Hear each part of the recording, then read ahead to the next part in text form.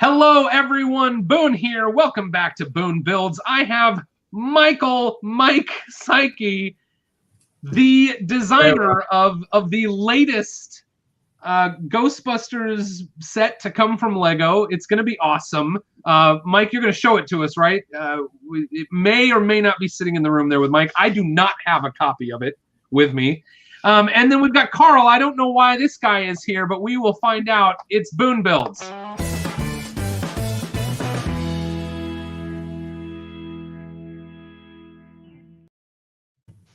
So, Mike, I can't tell you how pleased I was when you agreed to do this, and I found out that we could also coordinate our attire for this live stream.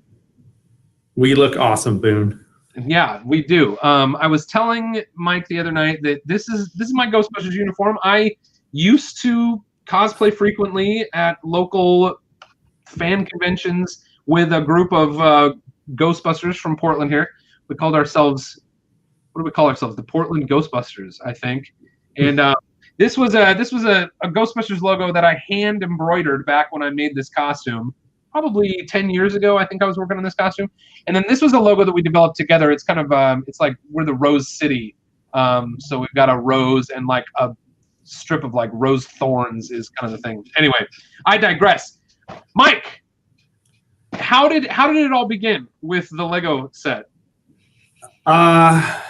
Gosh, I don't even know how it all began. It's these big models, we spend so much time thinking and talking about them before we actually build anything, and that can be even just years and years before the model will come out. So I think with the Ecto-1, it's something that's been on our list. We actually have kind of a big list here of like all of the cars that we see potential in.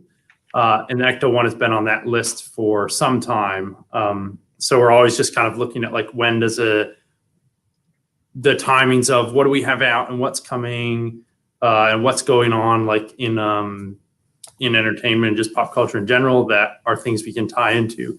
And so with the news that there was going to be this new Ghostbusters movie, and then also knowing Ecto-1's a car on our list, we started talking to Sony to try to figure out, is there anything that could work out here? We were a little bit apprehensive at first, actually, because we wanted to make the classic Ecto-1, and we heard, oh, it's a new movie. And then the last time Sony had made a new movie, Ghostbusters Answer the Call, they'd completely redesigned the Ecto-1, which was still a really great vehicle, but still we wanted something that tied really strongly into the original car. And they told us like, oh, no, don't worry.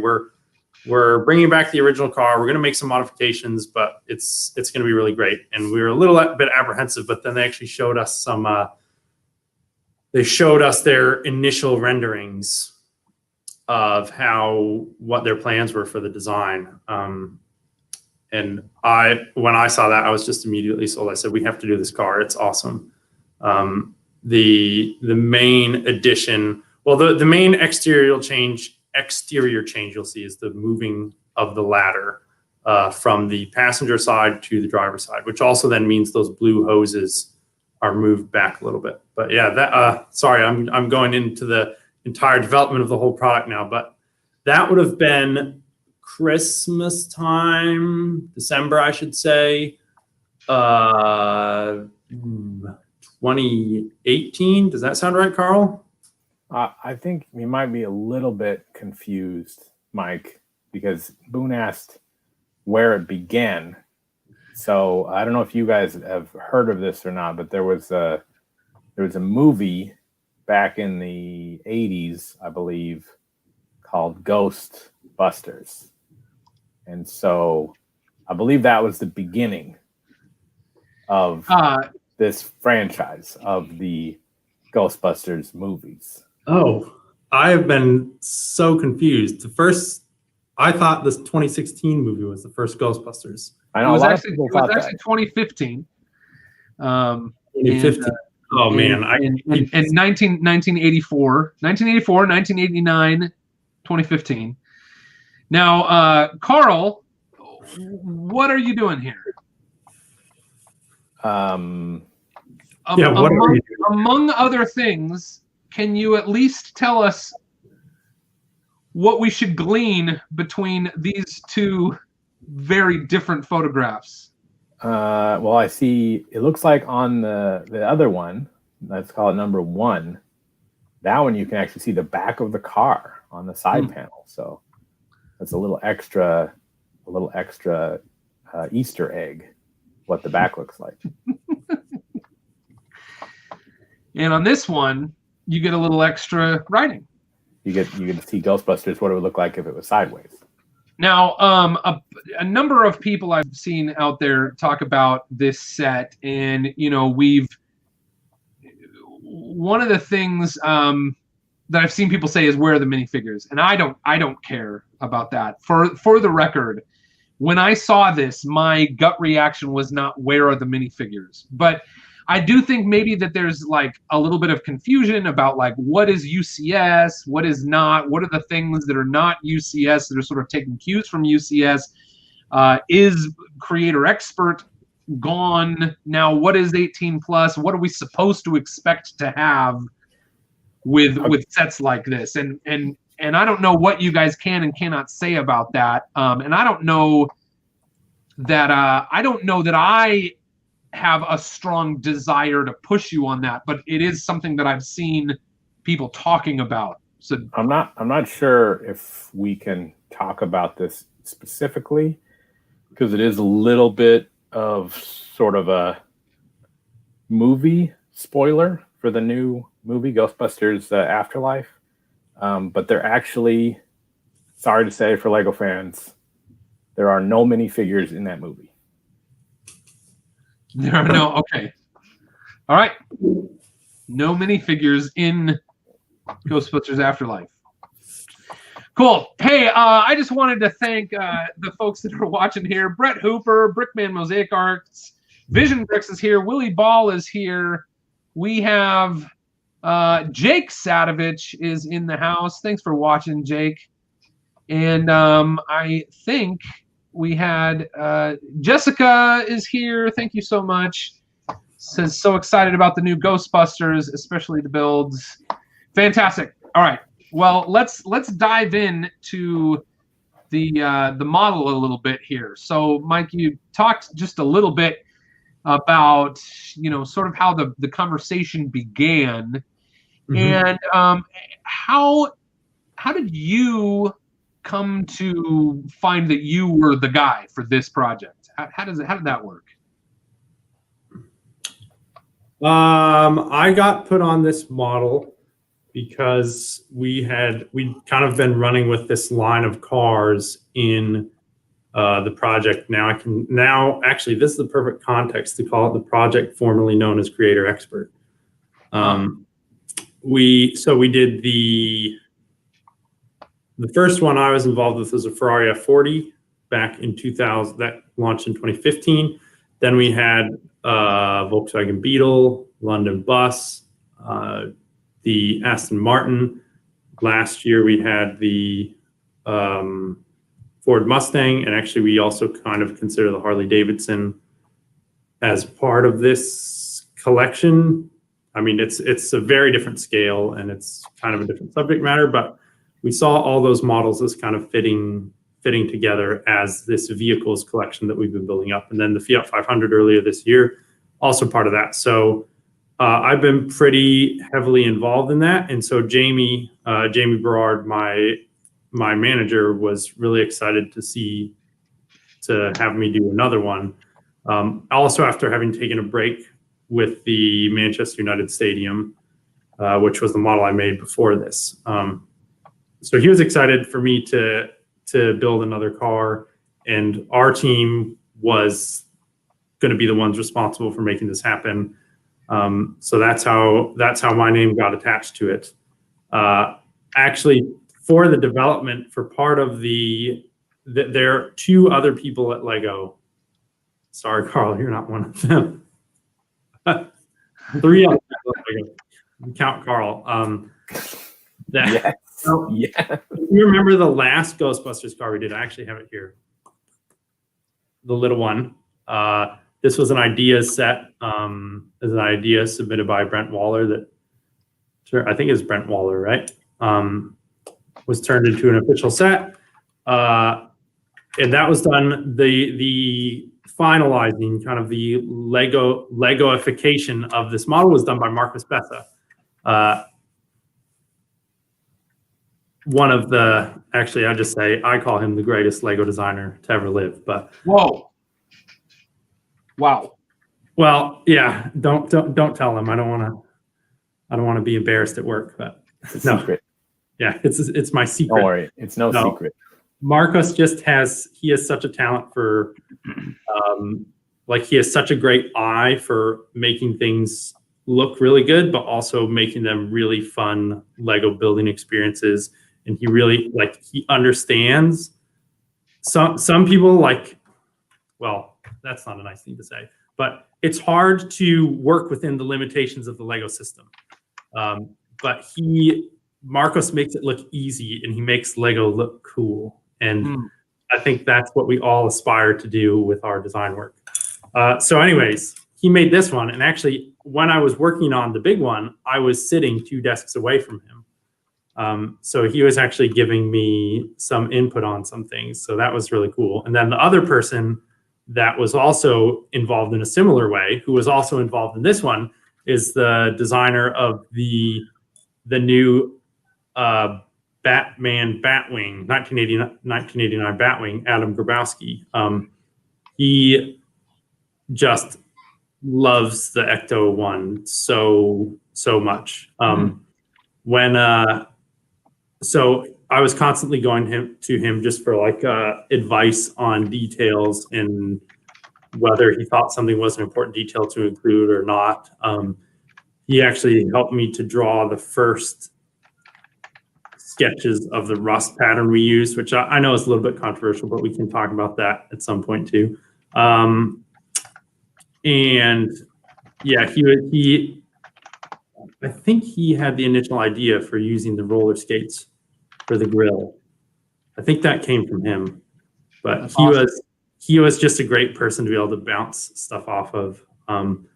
And I know he was really happy with the results, so that made me really proud. The one thing that Marcos Bessa asked me to do that I wasn't able to do, well, I actually disagreed with him. This is the first time in my life I disagreed with Marcos Bessa. He really wanted to have the angle, the windows put in at a slight angle like he did on his model, which I think looks great. But when we saw the real car, Jamie and I went to Los Angeles in summer of 2019. Would that have been last summer? Yeah, sounds right. Yeah, summer. Well, I'm way off on my timings. So we just finished summer of 2020. Sorry, my brain can't keep track of any dates anymore. Summer of 2019, Jamie and I went to Los Angeles, and we actually got to see the real car and sit in it and open up the hood and open up the back and take a bunch of pictures and kind of dig all around it. So when we did that, I felt like, okay, the windows on this thing really are not that angled. And also I wanted to have as much space for the lines on the side, and then also to have a nice wide roof to get a big roof rack. So then as soon as I started talking about angling the windows, it really just didn't make sense for the model. So I hope he'll forgive me. I hope Marcus will forgive me for that. But I feel really strongly that it's the right choice. And yeah. So speaking of the car, because you got to go see the actual car, I have some questions about the car, if you don't mind. I'm a huge fan of Ghostbusters, and one of my favorite things about the movies is the car. So I'm gonna spew off some things for our audience that I think I know about the car, and you'll have to correct me if I'm wrong. All right.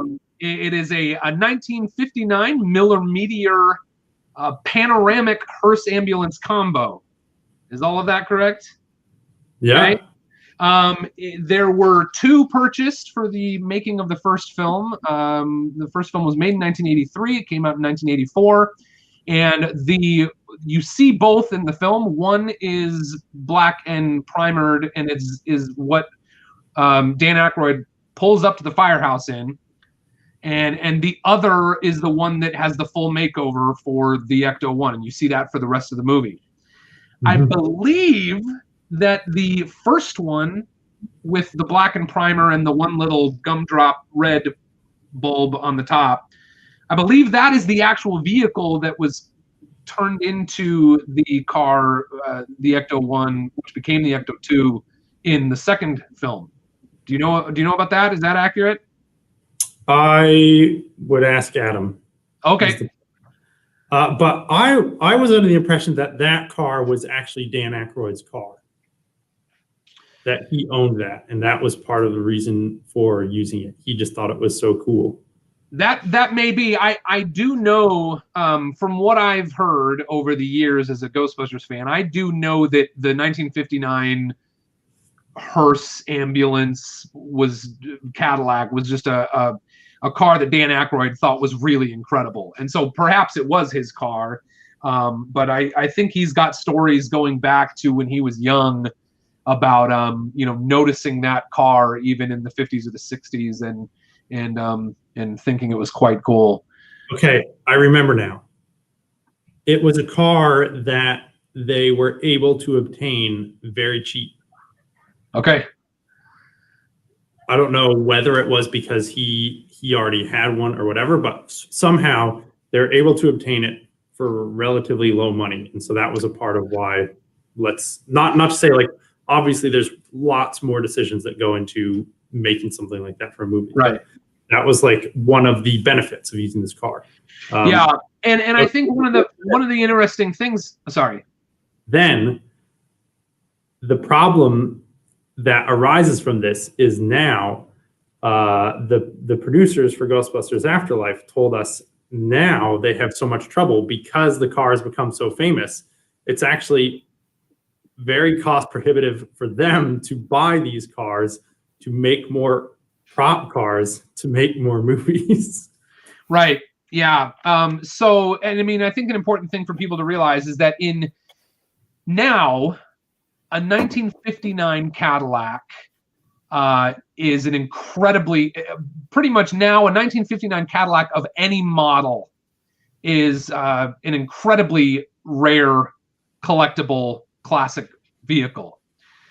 In 1983, a car that was less than 30 years old at the time, and particularly a professional version of the car, a hearse, an ambulance, it was not a popular vehicle at the time for people to want to purchase and restore and take to car shows and that type of thing.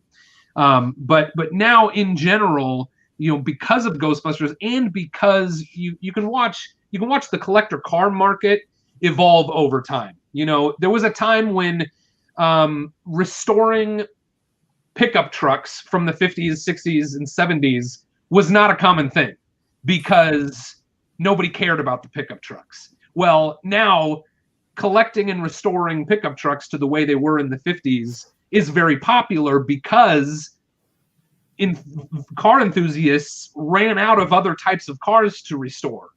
So likewise, the professional vehicles, the fire engines, the ambulances, the hearses, they are more popular now just from a kind of global classic car restoration standpoint than they were in the 80s. So in the 80s, this was just a beat up old hearse ambulance. Yeah. It was not worth money. My main question there is the new movie. You were there. Do you know, is it one of the cars from Ghostbusters 1 or Ghostbusters 2, or is this a third vehicle in real life? Do you know that? There are multiples for the new movie. Okay. I have no idea what I'm allowed to say on this, but there are multiple. Yeah, okay. I'm fairly certain that one of them was the Ghostbusters 2 car. Okay. But it is, I'll say, I think I'm allowed to say this, it's quite heavily modified. Okay. So do you know, and I don't know if you know, I don't know if you'll be allowed to say if you do know, in universe, is it intended to be the same vehicle that we saw in the 1984 movie? What universe? In the universe of Afterlife. In the universe of the coming really film. weird area, but now I really don't know what to say. Okay, that's fine. No. Well, I will say I want to say something.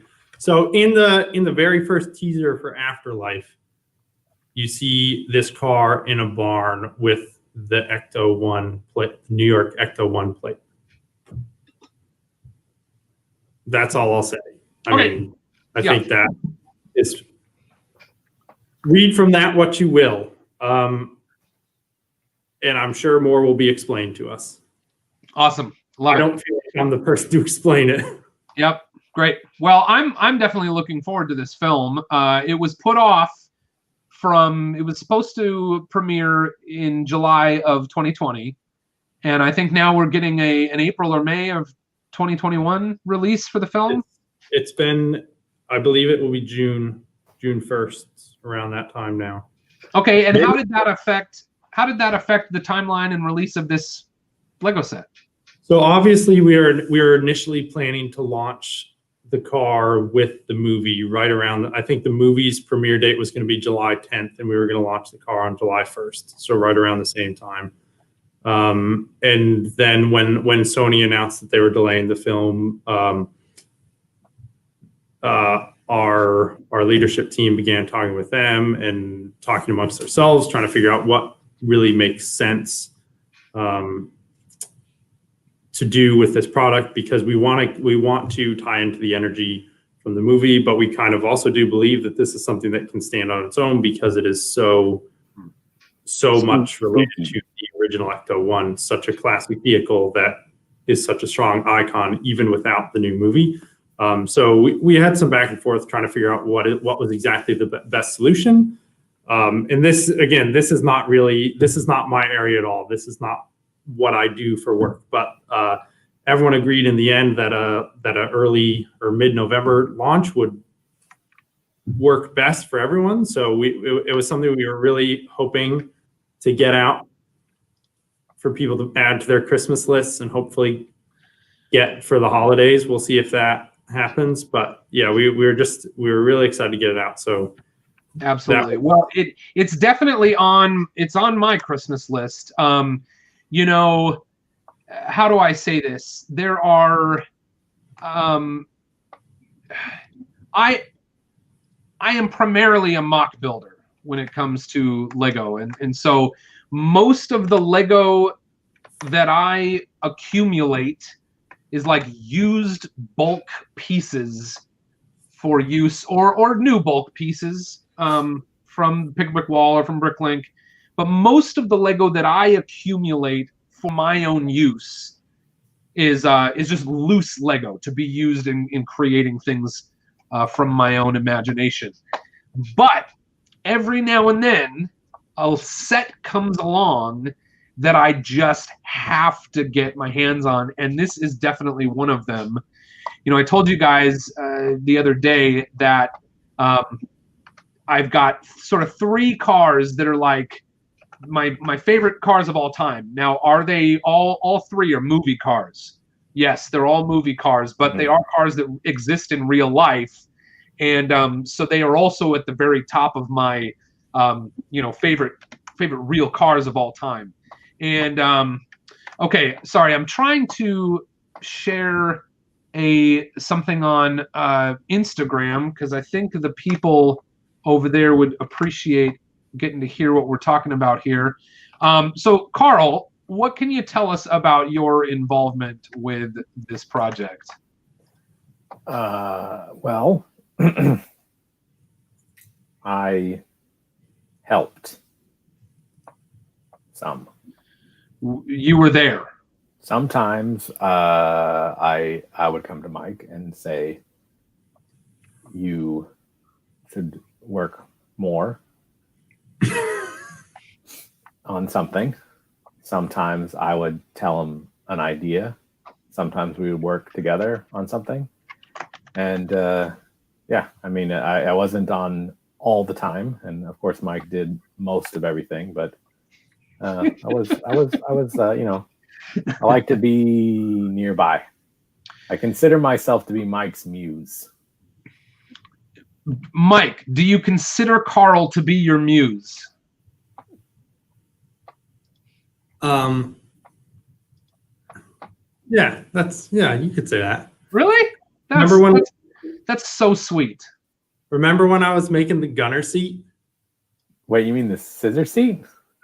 Yeah. So when we were making the model, the first reference that we received from the studio referred to there's this seat that can come out from the passenger side. That's why the ladder gets moved over to the other side, is that the passenger side rear door can be changed into a suicide door so that a seat can come out the side. And they were showing us the mechanism that they were going to build. So we were actually seeing this all before any of the props or anything had been built for the movie. They were explaining to us how it was all going to work, and they had like 3D visualizations of how they were going to make things work. And they at the time they called it a scissor seat because the motion. Scissor seat? Scissor seat. A scissor seat? Like motion. Some kind of joke here. Are you trying to do some kind of a scissor seat joke? Scissor seat? You got to be joking. What is it? Scissor seat? I think it's funny because when we made the scissor seat.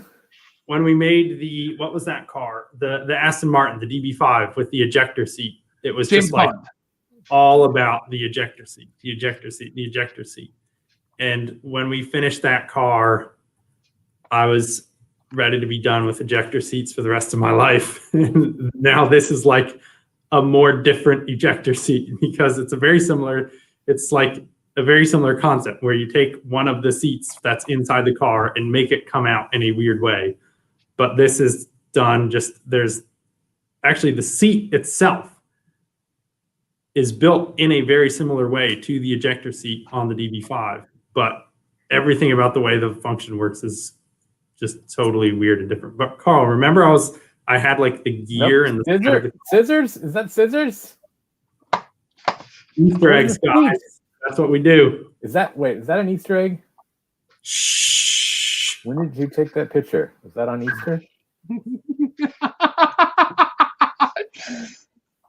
Anyways, Carl, I was trying to make a function where you would turn a gear, and there was a gear there was just a 12-tooth black gear sticking out the driver's side of the car, and you would turn that gear to make this come out. A classical function handle. And I was just like natural handle. I was looking at it, and I'm like, this is fine. And obviously now if you look at that box shot, if there was just a black 12-tooth gear sticking out the side of the car a bit behind the driver door, it wouldn't look that great. And I don't know what I was thinking, but I think part of me was just a little bit overwhelmed with everything I was trying to figure out on this model. And then Carl came by and he was like, why can't it just be a button? And I was like, that's stupid. And he was like, what about a strong button that you can push? And I was like, that's also stupid. What about a button? And so like the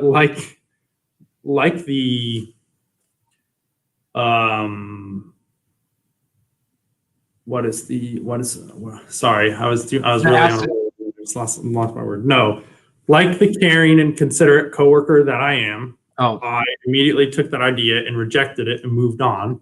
And in the back of my brain for a few days, and then percolating in there. Work one day, and I was like, "Hey, Carl, I have a great idea. What if I made a button?" And I was like, "Oh, that's a good idea, Mike. Wow." Yeah. Oh, wow. But okay, in my defense, my concern with the button was the seat needs to move so far out of the car. It's like 6 or 7 modules over.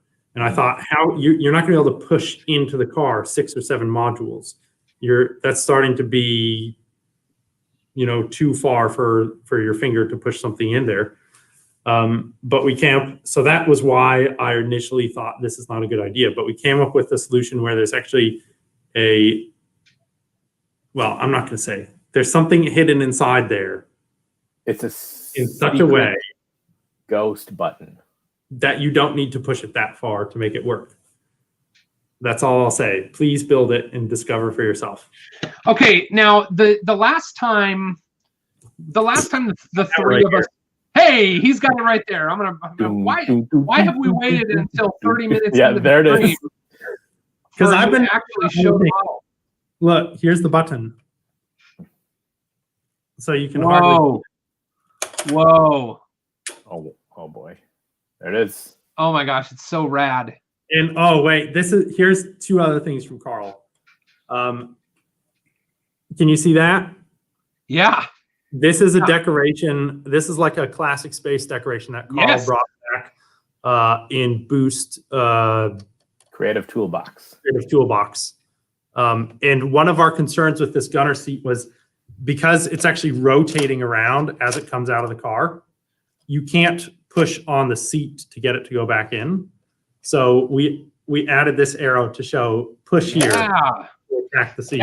It's so good. And the fact that it's got those old printed parts on it, I love it. Yeah, so that was the other so good. Hey, this one. Yes. Closer. That is 100% the ventilator. That is 100% the piece that should be there.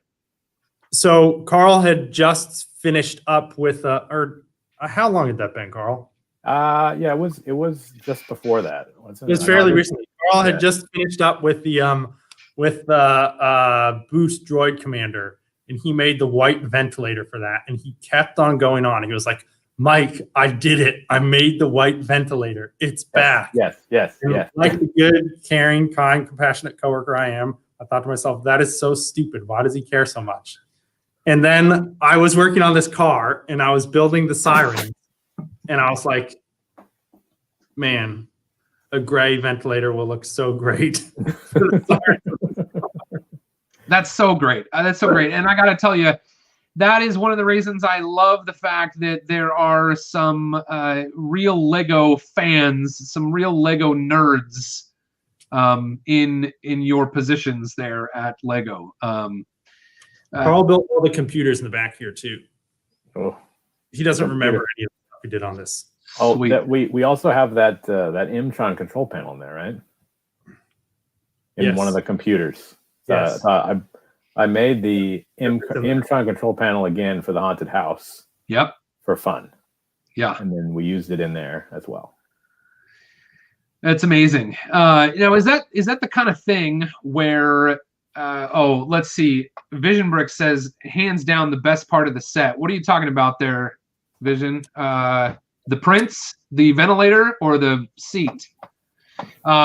Vision Bricks just did a great review of this set over on Beyond the Brick. I think it came out 2 days ago.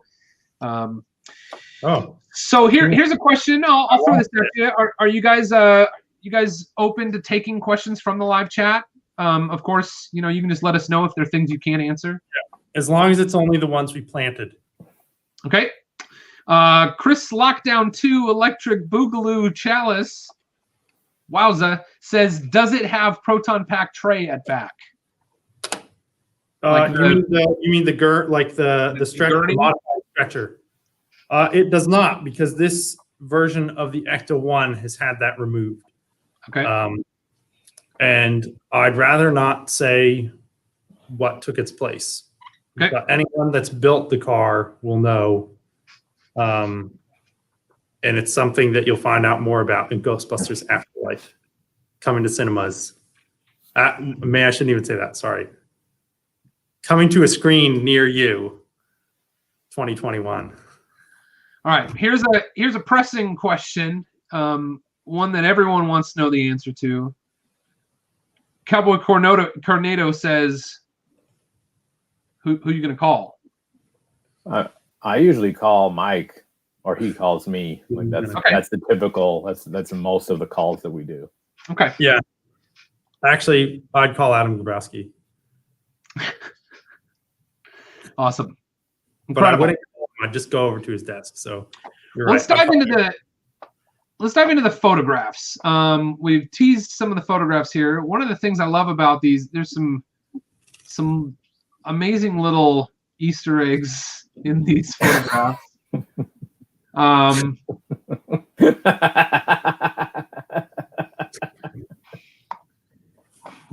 love Easter eggs. Here it is. Here it is. Yes. We've seen this one and we've seen this one. Two great photos. So we've got photo 1 and we've got photo 2. Yes. We'll go ahead and, in case you forgot it, we'll go back to photo 1. Better one. And then there's the flat image.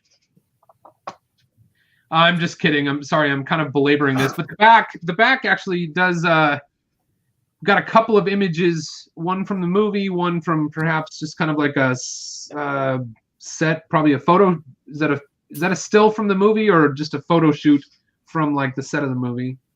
I would guess. We've got some of the functions here, sort of displayed, and is this some of the stuff that you said you'd rather not talk about and you just want to let people experience when they... Yeah, they'll figure it out. Now, one of the things... I'm not gonna hide this thing's existence. This is a... Hopefully you can tell that's a ghost trap. Which another cool thing, and then for some reason it's on wheels. I don't know what that's all about. But one of the cool things about that ghost trap is those are 1x3. That's a new printed tile. So you now have 1x3, 1x2, 1x4. Woo! At least, yeah, we're really filling out those. The caution really. with the caution striping. So for the people at home, Mike, what is prints and what is a sticker? So the no ghost logos are prints. That's on all the driver door, passenger door, and the rear door. The ventilator is a print. The hubcaps are printed. The license plates are stickers, and all of the warning labels on the equipment on the roof are stickers, and the rust is all stickers. And the rust in particular, that was something that we went back and forth a little bit on, what was the right thing to do. We thought that being able to just leave it off to make a clean version of the Ecto1 is a really nice feature to have. So, but also we think that we want people that love this car for its role in the new movie to be able to recreate that car that they see in the new movie. And we want people that love this car for its role in the first Ghostbusters to be able to recreate that. And you can get really close even just by leaving off the stickers. So yeah, that's the idea there. Cool. That's awesome. I love it. There's a new proton pack. Someone was asking about the proton pack. Okay. It's just a 2x2 round tile. In the first Ghostbusters, it was on the sliding shoe, the 2x2 sliding shoe, we call it, or boat tile. But for this model, we've done it on just a 2x2 tile because we build a whole proton pack on the back of the seat now. I thought maybe we'd find a picture in here. I didn't see it. I've got it.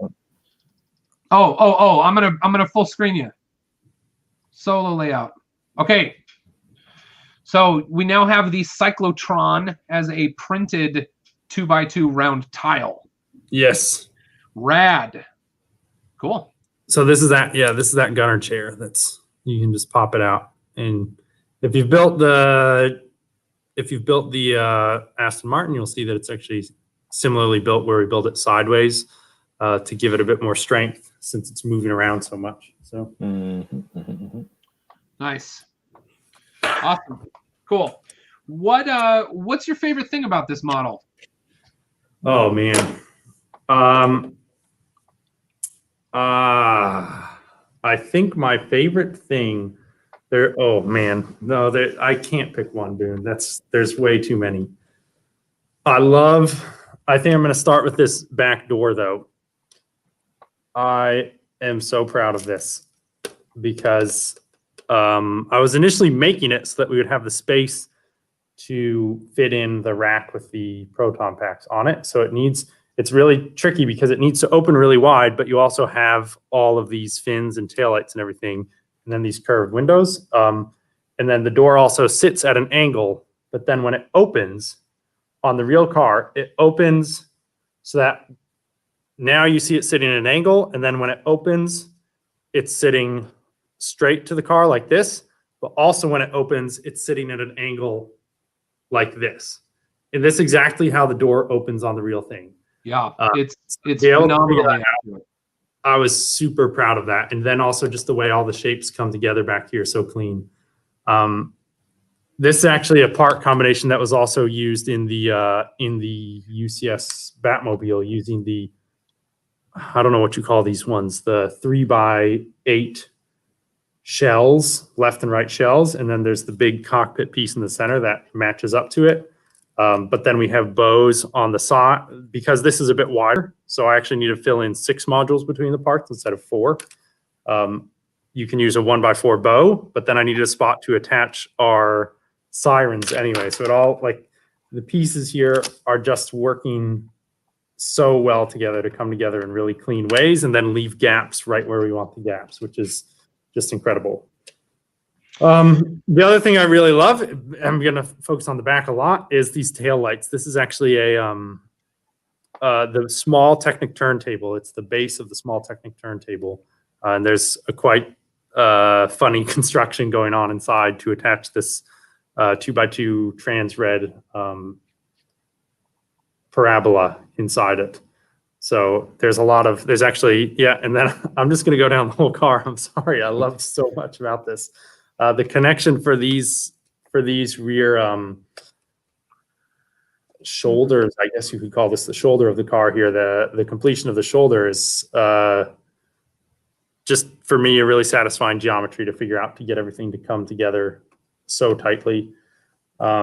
And then again, things like, okay, we have these studs on the side of the car, and normally we would say, oh, we don't want studs, but then I have this hose coming down and I need to clip it on the car, and then I just have a stud there just to put it on. It's great.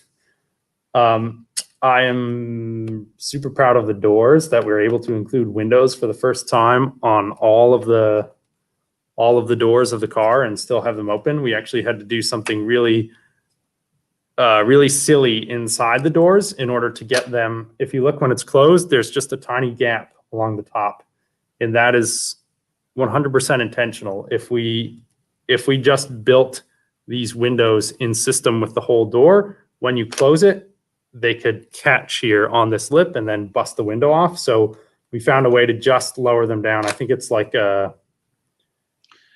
maybe a quarter of a plate. I don't know the exact measurement, maybe even an eighth of a plate. It's really, really subtle, just so that they close up really tight, but then they don't interfere. Wait, can I say something about the front? I wasn't even to the front, but go ahead. Oh, sorry. When you get to the front, tell me. I'll say something about it. Wait, I just wanted to talk about this windscreen. I'm really happy with it too. We've been doing some really clever things with the windscreens that we have for the last few years. The Mustang, the Aston Martin, the Beetle, the Mini Cooper. They all used the classic truck windscreens, which were introduced in the late 80s, early 90s with Model Team, which are great if you want to build a 80s or 90s semi-truck. They're amazing for doing that, but they're not really the best shape when you want to build a really big car. And I think we've made them work really well in cars up to now. But when we got to this one, we started to look into how we were going to make the window, and we put in some of those ones that we have, and we just thought we can't do this. We've reached the limit of what these windscreens are capable And then we were thinking, okay, but how can we make something that's still Lego enough, so that it will match the design of the real car, but also still feel like a Lego geometry. And so what we've done on this window is actually at the bottom, you have a 4-module radius curve. And then at the top, you have the half module radius curve, like traditional windscreens. So actually the kind of definition of this windscreen is very similar to those other truck ones. It's just that the top and bottom radius are different numbers. So it still fits really well into the way that we describe Lego windscreens. We just, instead of making those two parts equal, we make them different, and it ends up being this totally unique looking shape that is awesome on this Ghostbusters car. And I'm sure you'll see it come up again in the future, but actually I shouldn't even say that. Maybe you'll see it come up again in the future. Well, listen, I got to tell you, I love this car. I love the 59 Cadillac. I love the 59 Cadillac hearse ambulance combo, primarily because of its role in Ghostbusters. But even just as like a car itself, let me just see if I can quickly. I'm going to Google Images, and I'm just going to see if I can pull up just some cool pictures of a 1959 Cadillac. Let's see what we get. We had actually built one many years ago, around the time that we were considering the London bus. Actually, we built a 59 convertible. Yeah.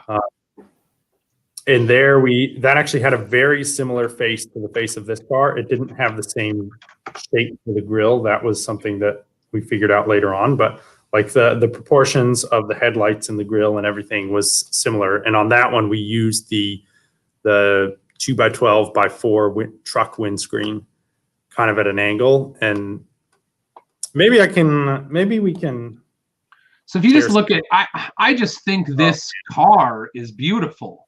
And even the Landau versions, I think are very neat looking cars, but the panorama that was used in Ghostbusters. Let me see if I can get this image. I don't know if this is a thing that I'm allowed to do, but I'm going to do it anyway. Open image in new tab. Nope, it's not going to give it to me any bigger. But it's just such a big, beautiful vehicle. And of course, here's a great shot. Look at that! Like, it's just so much window. Like, what vehicle in the history of automobiles has like as much window as this car has? It's just, I just think it's incredible. And so this is to me, this looks like exactly the same maker and model as the Ecto-1, but this is a all black version. So anyway, I just think the car is beautiful. Were you going to say something about the other one you made? It's just, I should have mentioned that when we talked about where did it all start, because that would be the true beginning. And that was a model I built way back in the day, kind of just as I wonder what this would look like. Yeah. And one more thing I want to say about that picture before I leave it is it's difficult to tell from this angle, but this window that is at the back actually sort of like begins running parallel to the windows on the side of the car and sort of ends curving around and meeting that window on the back tailgate of the car. And I think you did a really nice job with the parts selection for that particular window. It would be really easy, none of the, the minifigure version does that in a way, but it's just a little bit different. But you can see here. All right, I'll show a couple of other vehicles. I'm a fan of this car, so I've got some other stuff here. So this is the Kenner Ghostbusters Ecto1 from it's the real Ghostbusters, but it of course has some cues from the real car. Like, of course, it's all exaggerated because it's based on. Do you see anything, Mike? I don't see anything. It's based on here. I'll just dismiss you guys from the screen for a moment. You can come back in a minute. But this is based on largely on the cartoon version of the car. This came out a couple of years after the original movie. But even on this, you see that they've achieved that a little bit of that curve around the back. And then this one, you guys can stay off screen for another moment because I'm going to bring up the Playmobil version of the car also has that that curvature. And I'll just say one more thing. When the Playmobil version of the car came out, I said that it was the toy. Now, granted, there have been models, there have been die-cast models, particularly in like the 1/18th scale of this car over the years from Hot Wheels, from an old company called Ertl Joyride. Those, of course, are scale models, and they are intended to be incredibly accurate when it comes to the scale, the proportions of the vehicle. But when Playmobil came out, it was the first very toy, very playable. It's got lights, it's got music, or it's got sounds. This is a toy that is designed to be played with. And of all the toys that were designed to be played with over the years, I felt that this one did the best job sort of achieving the actual proportions of the real vehicle. And I love the Lego Ideas version, but there are certainly things about this that are not intended to be perfect replicas of the actual vehicle. It's a scale that it's difficult to achieve certain things within the Lego system. It's made to be minifig scale. But now I got to tell you, I'm going to bring you guys back because I haven't built this yet, but I am preparing myself to say that the model you designed, Mike, may be my new favorite Ecto1 product of all time. So I think you might be biased towards Lego, but I hope you'll feel that way, Boone. At the front though.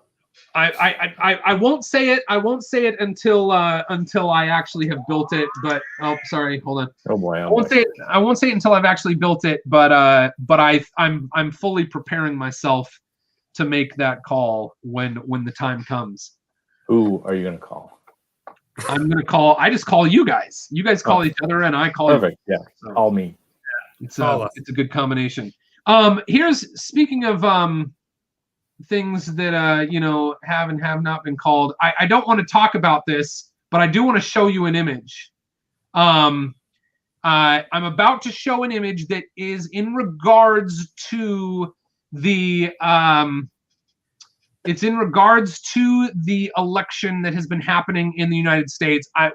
We're not going to have a discussion about that on my show here, but I just want to show you this picture really quick and see if you notice what it is that I want you to notice about this picture. This is are you guys ready for this? This is from NBC. It was coverage a couple nights ago of a big news topic that was happening here in the United States of America. And this is currently the image that I snapped here of my television was of a pundit that they the what do you call it? News anchors went over to a pundit to talk about something. And I snapped this photo. Here it is. Do you see it? Yes. So I had to. Oh. Oh, sorry, that's a Walgreens receipt. Yeah. Let me see. Can I get in here? So I had to take this picture because this pundit had the. This is Creator Expert, right? Or is it just Creator? It's Creator Expert. And did you have anything to do with this model, Mike? Oh, I did. I helped. This is one. Actually, Boone, do you remember that? This is the original. This is when we met, I think. Is it? Brick live stream about this model. Really? Yeah. Mike was at my house. 16. Wow. And we were dingling. So doing it. So it was Beyond the Brick. Yeah. right? And I must not have been the only one on. I'm having a hard time remembering this. I thought we met on the 24-hour live stream. But I think that's what this was. Oh, okay. You were talking about this. We're building it. Building this car on the 24-hour live stream.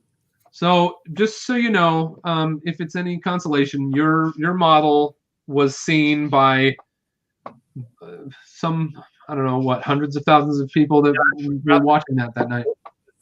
I looked at it in detail. There's some funny things going on here. Oh, you've looked at this in detail? Yeah, I was just curious. So if you'll notice, there's something weird going on in the front wheel. Okay. So that is the spare tire. That's not the real tire. And the spare tire that we included is smaller than the real tire is the kind of mid-sized truck tire, and that is the classic tractor tire. Weird. The reason we use that spare wheel is on a real 1950s, 60s Volkswagen Beetle, the spare tire wheel is the exact same size as all the other wheels. Actually, they use the pressure of the tire to run the windshield wiper fluid. Yeah. But on our model, we didn't have space in the compartment to put one of those wheels because they're a bit thicker than they should be. Right. So we just put this smaller one. I didn't think it was a problem, but we noticed a decent number of calls from consumers about the spare tire not fitting. And this is why, because people do this. They put the spare tire on as one of the other wheels. So it's actually really funny to see that in this photo.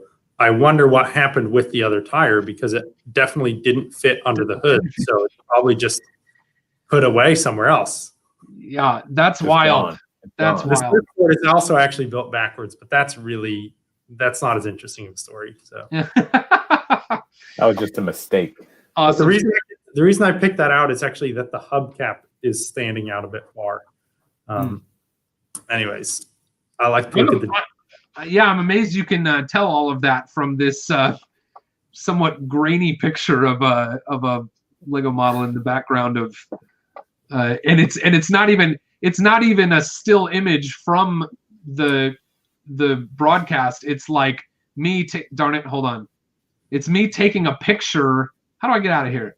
It's me taking a picture of the TV. So it's a pretty terrible picture, but anyway. Okay, well, thank you. I thought you might appreciate that because I saw that there, and I didn't know at the time if you were the designer of that model. At least I didn't remember. But I'm pleased that I snapped that photo and that we were able to talk about it. It's kind of just a funny, silly coincidence. Okay, well, here we are. It is 12:33.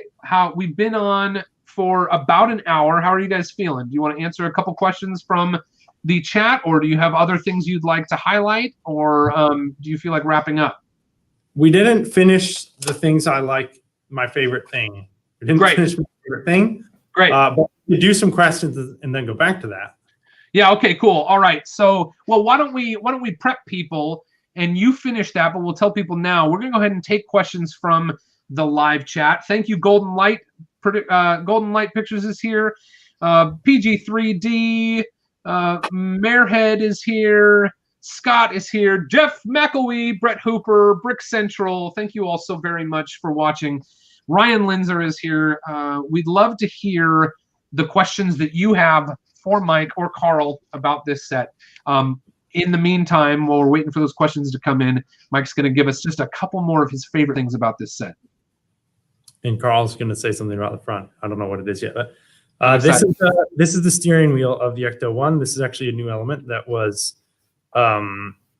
This has been in development for a number of years for us. So this is actually it's a 2x2 round plate. It's actually not a plate. It's 2 bricks tall or 2 plates tall in the center.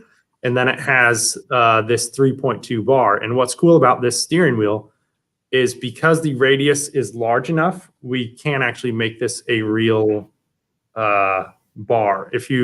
We have a smaller steering wheel that's it's a little bit interesting, the size of it, because the overall dimension is 3 modules. So the center of the bar doesn't line up with 3 modules. On this one, the center of the bar is 4 modules apart, I believe. Let me just, yeah, the center of the bar. So the center of the bar is actually 4 modules from edge to edge. So it's a 2 module radius. And then the height is also put in system. So this is like a really in-grid element. And you can do a lot of cool things building with this. But what I was going to say is, because of the size of it, this bar can actually function as a bar that you can clip to. So it's not a loose bar like that smaller steering wheel. And the reason the smaller steering wheel needs to have the loose bar is because it's such a tight radius. If we made it the correct size to clip to, you would actually be putting a little bit too much stress on the clips due to that extra curve. But this one, the curve is large enough that you can actually do this and just clip to it and then have the friction. And then you even have positions on each of these where you can even clip on there and get that centered on. And then I think you can fit 16 clips going around it. So there's just, I love geometry so much. So to make a piece like this that kind of has so much building opportunity really excites me. And actually the initial thought was just, I want a steer, and this is something we've been talking about coincidentally since the Beetle. That was actually the first model where we proposed this part. We wanted a steering wheel that was bigger than that 3 module one, but smaller than the large Technic one, just to help the cars a bit with the scale, because the 3 module one, it works on some of our cars. I think it works really well on the Mustang. Although this one would look pretty good on the Mustang too, but the Mustang and then the Aston Martin, where it's more of a racing car, it's more of a performance car. So you want kind of a smaller steering wheel because you're in a really cramped cockpit anyway. But on a car like this, you really want that big crazy steering wheel. And I hope that you'll be seeing this in the future as well, in more things than just our cars, but definitely in our cars going forward. So yeah, this just Lego geometry to the max. I hope you can do some crazy stuff with it. I love it. I'm so glad. You know, I'm always, every time I get my hands on a set that has new parts in it, I'm always almost more excited about those new parts than I am about, you know, about the set itself, because it's just exciting to think about what can be done with them. Real quick, Mike, I gotta highlight Jeff McElwee's $5 contribution to the live chat here. Thank you so much, Jeff. The love, Mike, we'll definitely get back to your items that were on your favorite list, but I just want to thank Jeff for the $5. He says, the love of this is obvious and it's wonderful. Do you look at all Ghostbusters media for this, such as the dreaded Extreme Ghostbusters? Thank you. Can you just give us a little hint of, like, what is the media intake like for doing research on this type of project? For this one, I did not do anything with Extreme Ghostbusters. I don't know if that's a good or bad thing, but I'm going to assume it's a good thing. For this model, I stuck mainly to the reference provided from Sony for the things they were doing to the car for the new movie, but then also just the original Ghostbusters movie. I've seen that movie so many times, but actually only in pieces, which is just a different story. But when I was in college or university or whatever you call it, it would be playing, and I'd see like 15 minutes of it at a time, and it was just constantly playing on a loop in one of the locker rooms. So I'd seen the whole thing, but always in these small chunks. I probably saw it like 3 or 4 times over the course of those 4 years. But it wasn't until we were making the model that I actually sat down and watched the entire thing through. And then I would go back to different parts to see bits over and over again, to either see, I mean, sometimes it was to see details of the car, but when you can sit at work and watch Ghosts, be like, oh no, this is research.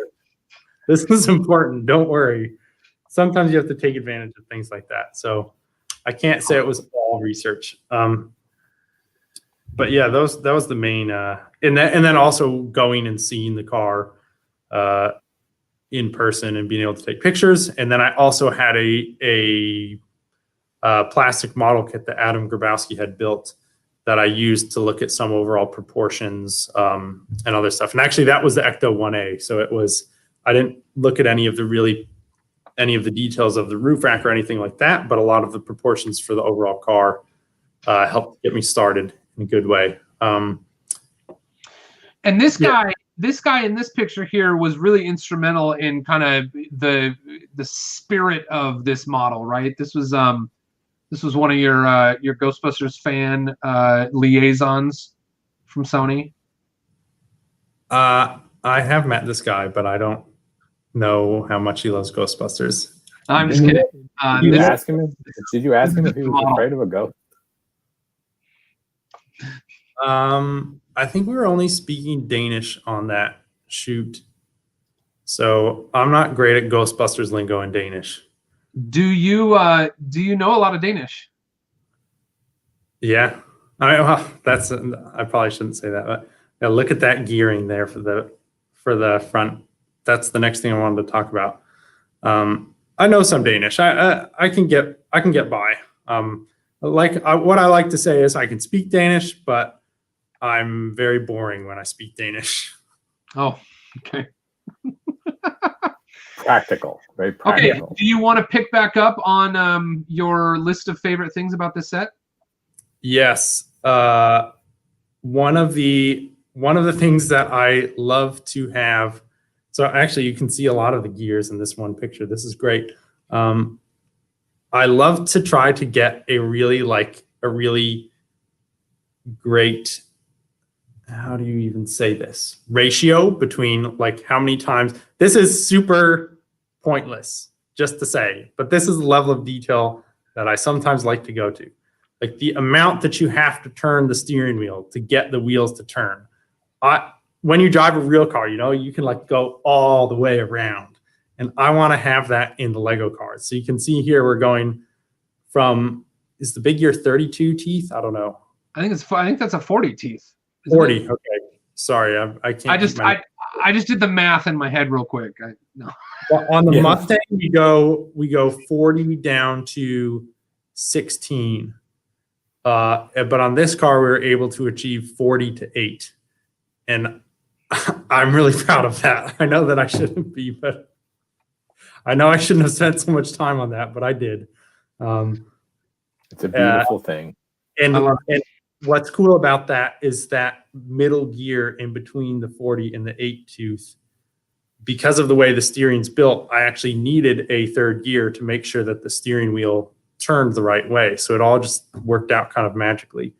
But the next thing is, if you follow the transmission, what do you call that? The transmission bump? I don't know. Yeah, you can see another gear. The hump. Oh, hump. He's calling the hump, Walt. He shouldn't. I love the hump. I'm riding the hump to Disney World. Follow the hump, and you can see there in the middle of the front bench seat, there's a gear there as well. I don't know how many teeth that one has. That's the big bevel, the mediumist. Which one is that, Carl? The gray it's not one, right? Big bevel gear. It's the newest of the bevel gears. Is it that one? Nope, it's the next size up. So that might be 32. 30. It's 30. That's a 30. Okay. We actually use it on I used it on the Harley Davidson as the air cleaner on the engine. But here we're using that, and that gear connects to a gear that's on this shaft. So you actually have hand of God steering on this car. Let's see. Okay, go ahead. Oh, and the great thing about that is that's a utility that should be there anyway on the roof of the car. Yes. Yeah. So this siren is a little bit, or this I don't know if you call it a siren, strobe is a little bit oversized, but then it becomes that classic Lego steering knob, which I remember from my childhood, always having these on the top of the the big Technic trucks and stuff. So to be able to put one in this, I thought was so cool. And it just has such a great feel when you're driving around. And also that helps because that steering ratio for the steering wheel, if you try to drive the car from that, it's terrible because you can't like get in there and turn the wheel around to make a corner. So this allows you to drive around without having to get your hand down on the inside. So does that mean when you turn that knob on the top of the car, does that mean that the steering wheel turns a lot? Hold on, I'll go back to the. Yeah, so the steering wheel turns a lot when you make a small adjustment to the top. Yeah, it's about 200 degrees, but I'm not counting. 208. Awesome. I love it. Okay, what else you got? Carl, you want to say something about the grill or what? No, or the front? No. I want to talk about the front, but you can zoom in on Mike so I can talk about it a little bit. Okay. Here, this is zooming in on Mike and the model, but we're hearing from Carl. So you may have noticed on the front of this car, above the headlights, we have this corner curved element that continues the curved shape of the sort of the classic bow pieces that we've had for so many years and never been able to make a corner out of.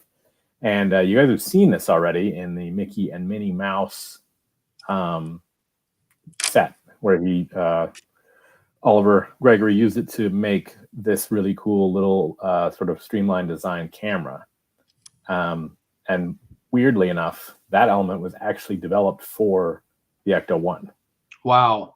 So because of the way timelines and locking things and all kinds of different things work at the Lego group, sometimes we will develop something for a model, and then sort of another product will come along and it'll be coming out first. It'll be locking afterwards, different things like that. So you'll see stuff will get used in different places. If you look at the picture of the real front of the car, you can see it's probably actually not quite the right shape. But the reason that we decided to make this element instead of a piece that looks like the exact shape of above the headlight was for the exact reason that you saw. It's a Lego element that fits into our Lego system. And now people will make other things out of it and make all kinds of cool stuff. And to me, like this piece specifically is just like beyond a dream for the system, because there's been so many times I'm a huge fan of sort of Art Deco streamlined design. And this is what you like every time you have a corner meet up, you want to be able to round everything off and have it stitch into each other. And I'm just really excited to see what people do with this one and the other, whatever, that comes in brown and white now, right? So who knows what other colors it might be. Shows its versatility, right? Yeah. That it got used in a set before it was even designed, before it was even made, right? Yeah, exactly. Yeah. Well, I think that's lovely. I remember, what did I do? So I remembered when this came out that one of the first big, really like one of the first mocks that I built as an adult was the Ecto-1, and my goal was to build it in the scale of the largest tires I could get my hands on at the time, which, I think were, some kind of Technic, but I wanted them to look like street tires, right? And so I think there were some like Technic semi-truck tires, and I built this big Ecto-1, and I don't even have any photographs of it because it was so early in, it was before I was really trying to like do as much of this, Lego stuff in adulthood as I have been for the last number of years. But that was a tricky spot because it's like, okay, it curves off to both sides and down to the front. Yep. So there are some pieces that could achieve that in, like a 2x4 or maybe even 4x4, like some like kind of those weird, the pieces that have 3 angled sides on them and they meet up with the regular slopes. But it's just not quite the right look. Like there's no piece that just is perfect, for that look. And I think there are some better pieces in like 2x2, which I think I might have been a little bit surprised that this one didn't use that piece that it slopes down, but it's 2x2. It's a curved slope, but it also kind of falls off the edges on the two sides a little bit. That to me is a Lego element that really captures that shape on the front of each side of the Ecto-1, but it's not in the scale that you would need for the vehicle that you built. Anyway, I digress. The other thing is, so that was our first version. We should see if we can share pictures of that, because that would be cool. The one we built way back for 2015 or whatever with the London bus, I think it was. We used that part that's like it's 3x4. I think it was originally used for the roof of Fillmore in the Cars 2 Lego sets. The main issue was we have this super clean shoulder running all the way down the car. Even we've sorted out, we have it going all the way to the tail light with this angle here, and then just to have at the front this kind of disconnect of the curve. We just looked at it, we said this is not the right way to do this. Secondarily, I found out that the hood on this car is actually splitting in the middle of those shoulders. So with this piece, we're actually able to do that, to have the hood split in a super silly way. Which brings me to my last favorite part of the car. I don't want to spoil too much of this build for anyone, but Adam Grabowski was really instrumental in capturing all the detail that we got in this engine compartment. And I think this is probably the coolest one we've ever made. One of the things here is actually the way that this grill is attached. You have that classic space.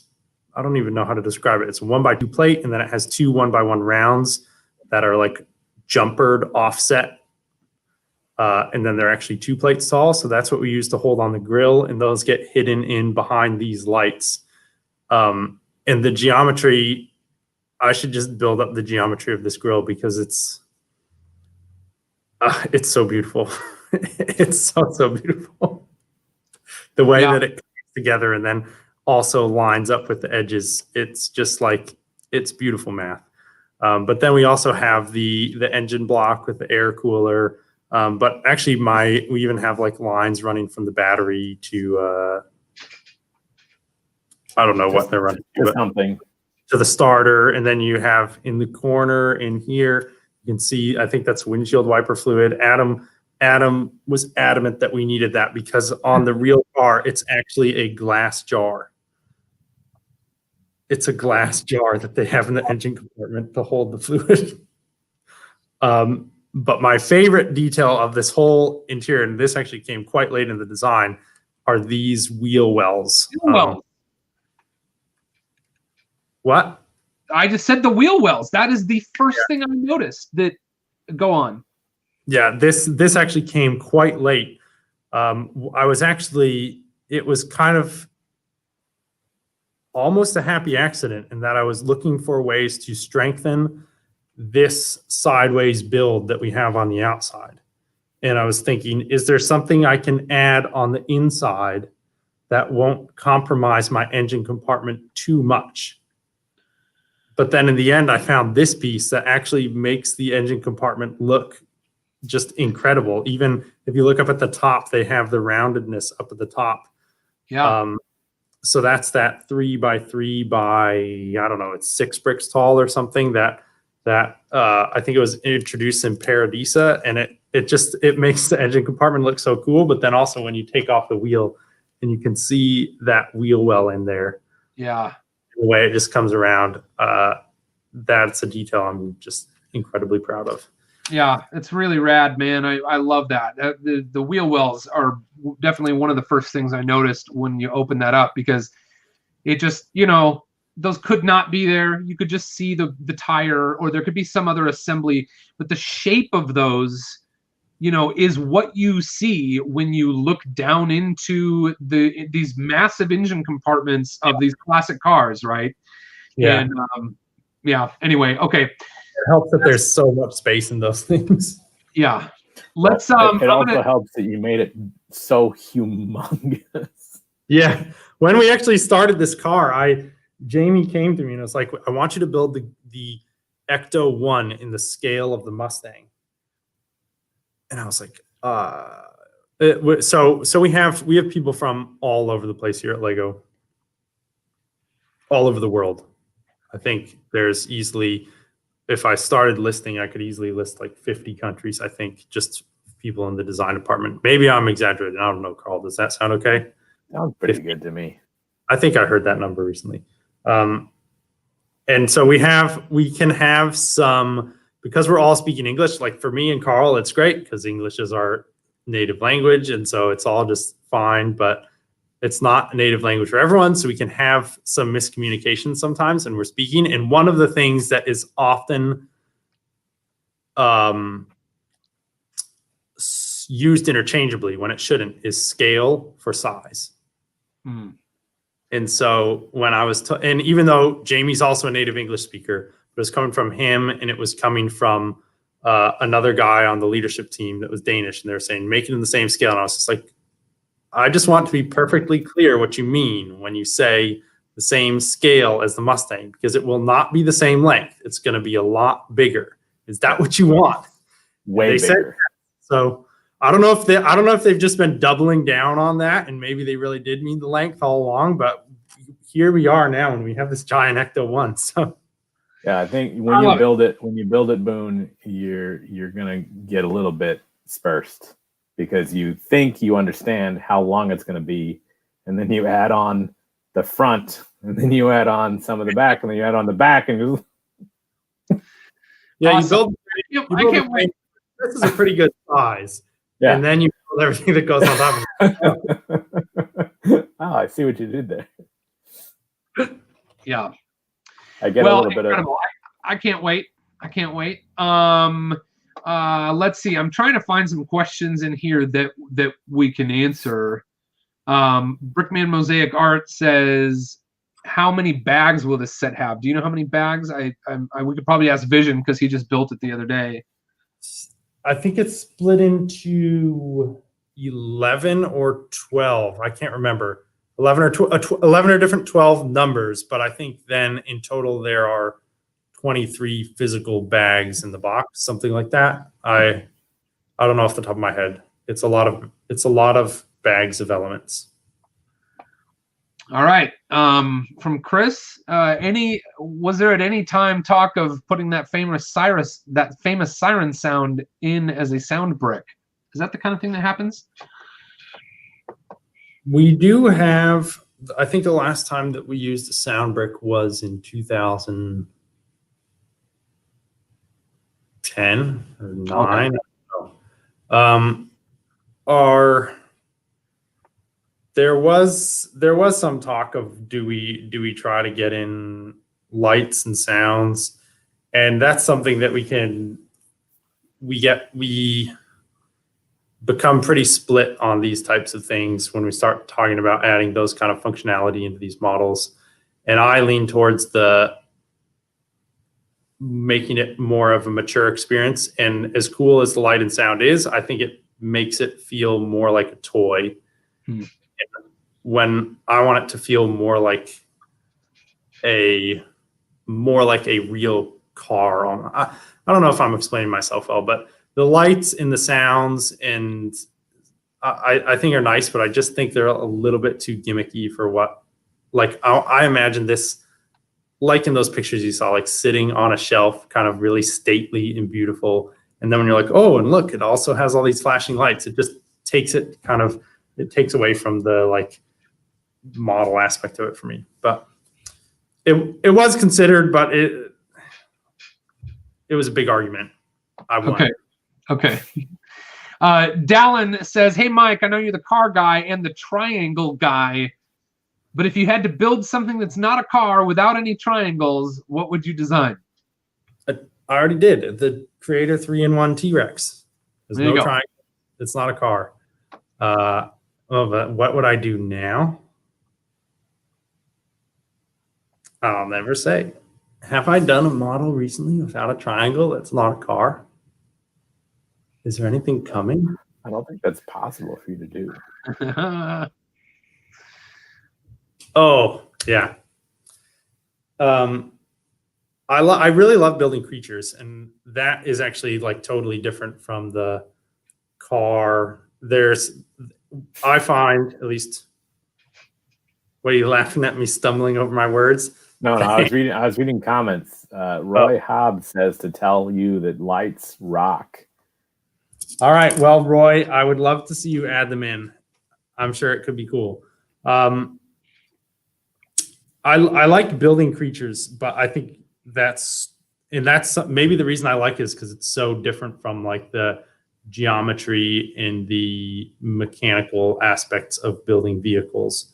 I find when I build something like a dinosaur or what was the other thing? I built a big what's that dog? Bernese Mountain Dog for a coworker as a birthday present, I think once. I built a big T-Rex when I very first started at Lego, and I had all these bricks. And also when you start at Lego, no one knows who you are, so they don't give you much responsibility. So there was a lot of time to just do stuff. And so I was like, I have all these bricks. I have all this time. I'm just going to build a giant T-Rex. I want to see if it's possible.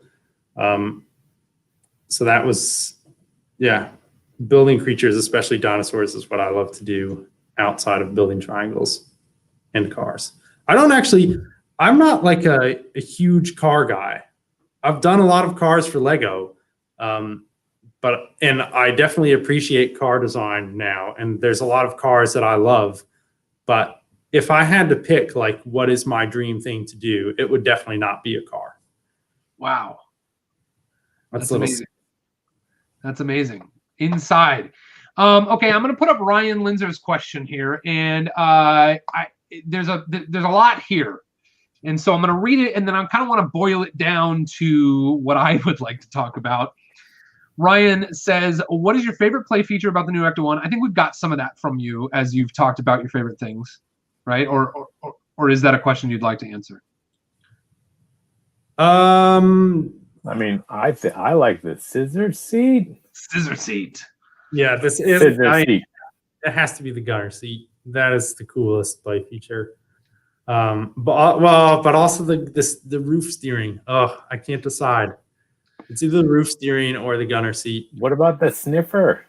Oh, I didn't even show that. Yeah, I don't know if that's the thing. Yeah. Oh, that's maybe my biggest disappointment too. We can talk about that. Oh boy.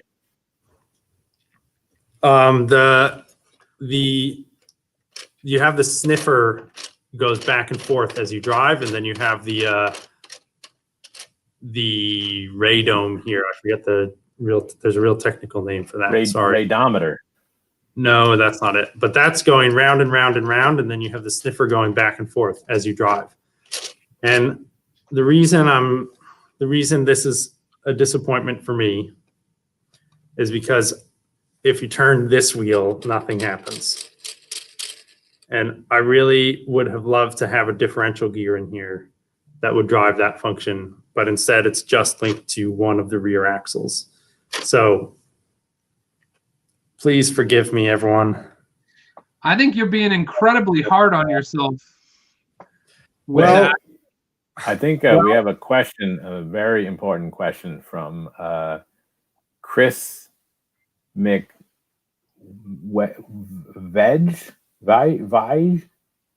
Is that Canadian mock guy? Trickle pig? Scissor seat? Scissor seat. Scissor seat. The Chris McVeigh is here. Wow. Thanks for watching, Chris.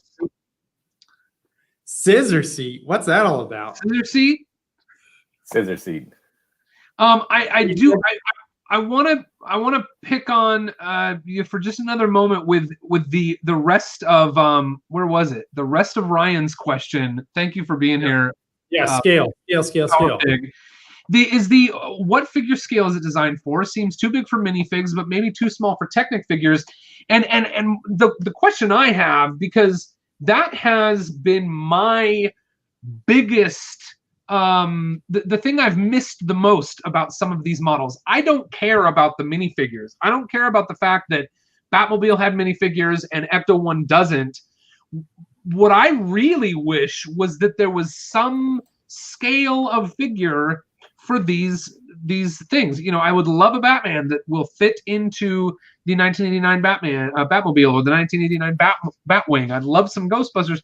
Now I recognize like I can build them. I could come up with something, but it's just you know, I feel like from Lego we haven't had anything but the minifigure, it seems to me, for a very long time. You know, we used to have Technic figures. I think I want to say Belleville was a very similar scale to the Technic figures. I think some of their parts are interchangeable. We used to have Scala was bigger. There was, of course, Galador is huge.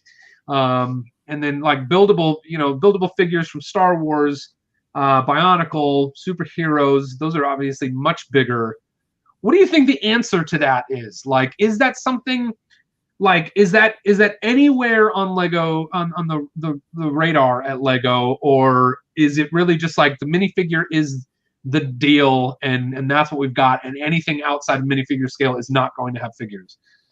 I don't know how you answer that question. I mean, I think the scale idea, or a figure for different scale for the big sizes of stuff, is a really very difficult thing to decide, because a lot of times as Lego designer, we're given sort of, we want you to make the Batwing and we want it to be this big. Like we want it to be this size of a product, you know, $350 product or whatever it is, whatever the price happens to be. And so that moves the size of it to a certain size. And you can see that if you look over any of them, like the UCS models for Star Wars, you have sort of all different sizes of scale in those models. And then as soon as you pick sort of a bigger figure size, now like you limit the scope of those UCS ships that you want to make or whatever. And even in Creator Expert, we didn't do, like, some of the cars are not in scale with each other because they would be too big or too small, or just doesn't make sense as a product. Like Mike was saying, the Harley Davidson's not the same scale as some of our other more recent sets, because if you scaled it down, it would just not work anymore as the level of detail we want to get in there. Yeah, like we pick the size of the car kind of based on our wheels, and then I think we would really start limiting ourselves when we're always trying to match to whatever this new figure is. If you look in the cars we've done in the project formerly known as Creator Expert, we have the London bus, which is getting close to a 1:30 scale even, which is more in scale with like the modern Speed Champions cars. And then we have something like the new UCS Batmobile is, well, that's from last year, but the UCS Batmobile is almost as big as 1:9. So that's a crazy size difference, right, between these two things. But all of our cars, the cars we've done in the last few years in this team, we've been coincidentally really all around the scale 1 to 12, 1 to 13. And again, it comes down to what wheels do we have, what parts do we have that work well to build this thing. Another issue with the figures is we generally cheat quite a bit on legroom. And we use that space for added stability or whatever. So I think if we made a figure that we would try to fit into this car, you would be sorely disappointed that there's nowhere for their legs to go. It doesn't look like it. I remember, I think it was with the Mustang, I was really proud of all the legroom I'd created. And then I tried to build some kind of guide. Like I built a little figure to put in there, and he just wasn't like, I built how tall he should be as a person, and then put some kind of like a stick figure thing and put some joints in and tried to put him in the car, and it was just nowhere even close to fitting in. It's also things like, headroom clearance. Like on a real car, the roof is this thick or whatever, right? And then on a Lego car, it's thicker on the Lego model, not even scaled. It's just thicker on the Lego model than it is on the real car. So I think we'd reveal a lot of the limitations of working in Lego when we all of a sudden try to start adding those figures in. Coincidentally, though, 1 to 12 is roughly 6-inch action figures. So if anyone has any 6-inch action figures lying around that they want to put next to the car, I would love to see a picture of that. So what you're saying is we need to make a figure like the Lego Racers ones without a lower half of their body. Weird torso on a 4x4 plate with the arms and the steering wheel built in. Okay, well, I think I have kept you guys about as long as I said I would. How are you feeling? Should we wrap it up here? We can do a couple more questions. They seem like Couple they have more a lot, right? I want to do a couple of questions. Those are fun. Cool. Let's see. I know that there are questions in here that are just things we can't talk about. One thing before we do a question. Say again. Yeah. Okay, this is just like this person is probably not listening, but I forget where it was. I saw some comments where people were talking about like how is this held on to the car, and someone was like, oh, it's the new half round brick that was introduced and hid inside, and I just like that person to know it is. So very well spotted to whoever. Okay, hold on. Let's see. Let me see that. I'm gonna solo you one more time. Let me see. Oh yeah. Okay. Cool. Right on. That's rad. Nice. So that makes a nice smooth line. Myriad Walsh asked, I think this is probably a question for me. Why are Lego fans allergic to talking about real life and politics?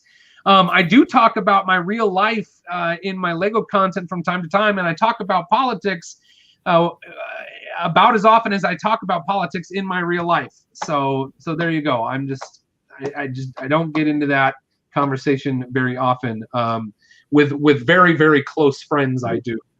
Very close friends, I do. But that's just not what I do here. So, WGJL. This is a question. This is probably the most common question that comes up when I am talking to Lego product designers, and it's the question: how did you get to be Lego designers? And I'm sure that is a question that you could take an hour to answer if you wanted to. But do you have one little tidbit that you can give to people watching?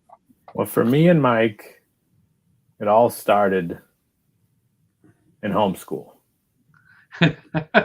So a little known fact, but Carl and I actually went to different homeschools together. Yep.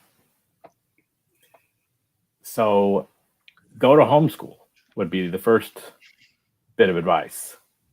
No, but as part of going to homeschool, play with Lego a lot. That's what we did. Maybe you should say this. If you're homeschooled, take advantage of the extra free time and build a lot with Lego. Don't play video games.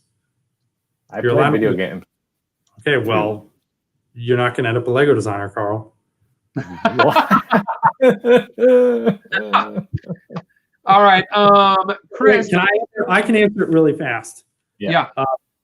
I think I ended up being a Lego designer because I never stopped playing with Lego through my whole life. Even when I was in college, I would sneak home on breaks and go get out all my Lego and just go. I'd think all month long or however it was until the next break about the thing I was going to build. And then I'd have a break from school and I would go home and I would just have like these crazy sessions where I would maybe sleep for a few hours and just go on like a 3-day run of building all the things I've been thinking of the last few months. But the thing that really convinced me that, oh, I want to be a Lego designer is the first time that I built something that wasn't what I wanted to build. It was something someone else wanted me to build. And I thought that would be just completely unfun. I thought Lego is my hobby and it's fun because I pick what I want to make and then I make that thing. And then someone asked me to make a model of a radar truck. And I thought, this is so boring. Why would anyone want a Lego model of this? And I don't want to build it. But the guy offered to pay me money for it. And there was something really interesting about that. So I did it. And when I finished that model, I was holding it. I was like, actually, this is a really cool thing that I've made. I don't care about this radar, but it's a cool model. The way I think I've made something that is going to make this guy happy, and I'm proud of it. And that was really fun and cool. And that was when I just started wondering, like, maybe it could be fun to do as a job, because until then I thought Lego's just for me, and I want to just be able to build whatever I want when I want to, and just do that on the side. And making that radar kind of showed me that the fun of designing instead of just making your own stuff. So that was the straw that broke the floodgates. Is that how you say it? Yeah, awesome. Cool. This said from Golden Light, they said, how many sets have these guys designed this year? And maybe not this year, but can you just tell us, like, on average, how many projects are you involved in each year? Is that the real Johnny Thunder? It is the real Johnny Thunder. That's a photograph. That's a photograph of his face. For 2020, I have only actually done 2 models officially. I did the Manchester United Old Trafford Stadium, and then I've done this Ghostbusters Ecto1. I also contributed. Carl can confirm or deny, but I contributed a fair amount to his haunted house. I was in a ghost mood that summer, and Carl and I both contributed quite heavily to the Ideas piano, and then Carl more than I, we both helped out a decent amount on Pirates of Barracuda Bay. So only those 2 products officially, but then those other 3 kind of in some supporting roles here and there. Carl? Confirmed. Okay. All right. Cool. Let's see. We have from Aubrey. She says, you guys are giving my daughters all the inspiration. Thank you. So thank you guys. Thank you guys for inspiring young builders. That's great to hear. Aubrey, thank you so much for being here. Really appreciate you. Hold on. I'm looking for Boone. Have you ever made a weird science Lego? No, I did not. What about a weird science logo? Brett Hooper says, did you eat a lot of marshmallows while you built the car? Look, he's at Lego House. He's not there right now. What? It's not a live avatar. Oh. He doesn't hold that he holds pretty still in real life, but it's okay. Sorry. No, but there is actually a bag of Stay Puft marshmallows in the car. I won't show it though. It's hidden. It's hidden. All right, it's hidden. Okay. It's not that hidden, but I just don't know where I put it. So is it an Easter egg? It's an Easter egg. It is? Jeff McElwee says, so just out of curiosity, what made you not build the giant moving Statue of Liberty from Ghostbusters 2 with a sound brick that has Jackie Wilson's "Your Love Is Lifting Me Higher"? We didn't want to compete with Justin Ramsden's "Welcome to Apocalypseburg." Oh, all right, good. Let's see. I think Willie Ball says, can you buy just the windscreen from Lego? And I think that I'll just say, like, you'll be able to get it on Bricklink eventually, and perhaps it'll end up on Bricks and Pieces. I don't know. Well, yeah, Carl and I are not experts on how Bricks and Pieces work, so I have no idea how we decide what goes in that list and what doesn't. But Willie, if you're familiar with Bricks and Pieces, or if you're not familiar with Bricks and Pieces, you should go look into that, because there's a lot of parts you can buy just individually through that service. Brickman Mosaics Art says, hold up, Mike, you built the Mustang? What? Okay, so yes, you were behind the Mustang. Can you guys just rattle off some awesome Lego products that you've designed over the years that some of the people watching might remember? Yeah. We can do it really quick. There's the Lego Ideas Saturn V. There's the Lego Ideas Saturn V. Carl, do you have any? I was technically the lead designer on the Lego Ideas Saturn V. And what else? And the re-release of the Lego Ideas Saturn V. Wait, this is where we should talk about that. I didn't even think about that. We've just been talking about that amongst ourselves. Can we talk about that? Absolutely. Hit us. Saturn V is back, and it's not the same Saturn V. What? One part is changed, and that's all we will say. And we changed it. Wow. Wowza. And it's not the brick separator. It's real. There's a real difference in the way the model is built. One part. We swapped one part for one other part. And it was the thing that was needed to make the model perfect. Is it a part that exists now that did not exist then, or no? It was the one oversight when we designed the model. It was simply a mistake. And we have this is something we've actually admitted to a number of people when we've been asked a question, would you do anything differently? And we've admitted this on multiple occasions of this one part of the model that we would have built in a different way. And when we started to talk about we're gonna re-release this model, Carl and I immediately started talking like, can we change this one part? Can we change this one part? Please, please, please. I was saying no. I was like, Mike, this isn't gonna work. This is not gonna work. And Mike said, we've got to try. Yeah, we've got to try it for the kids. And we did it.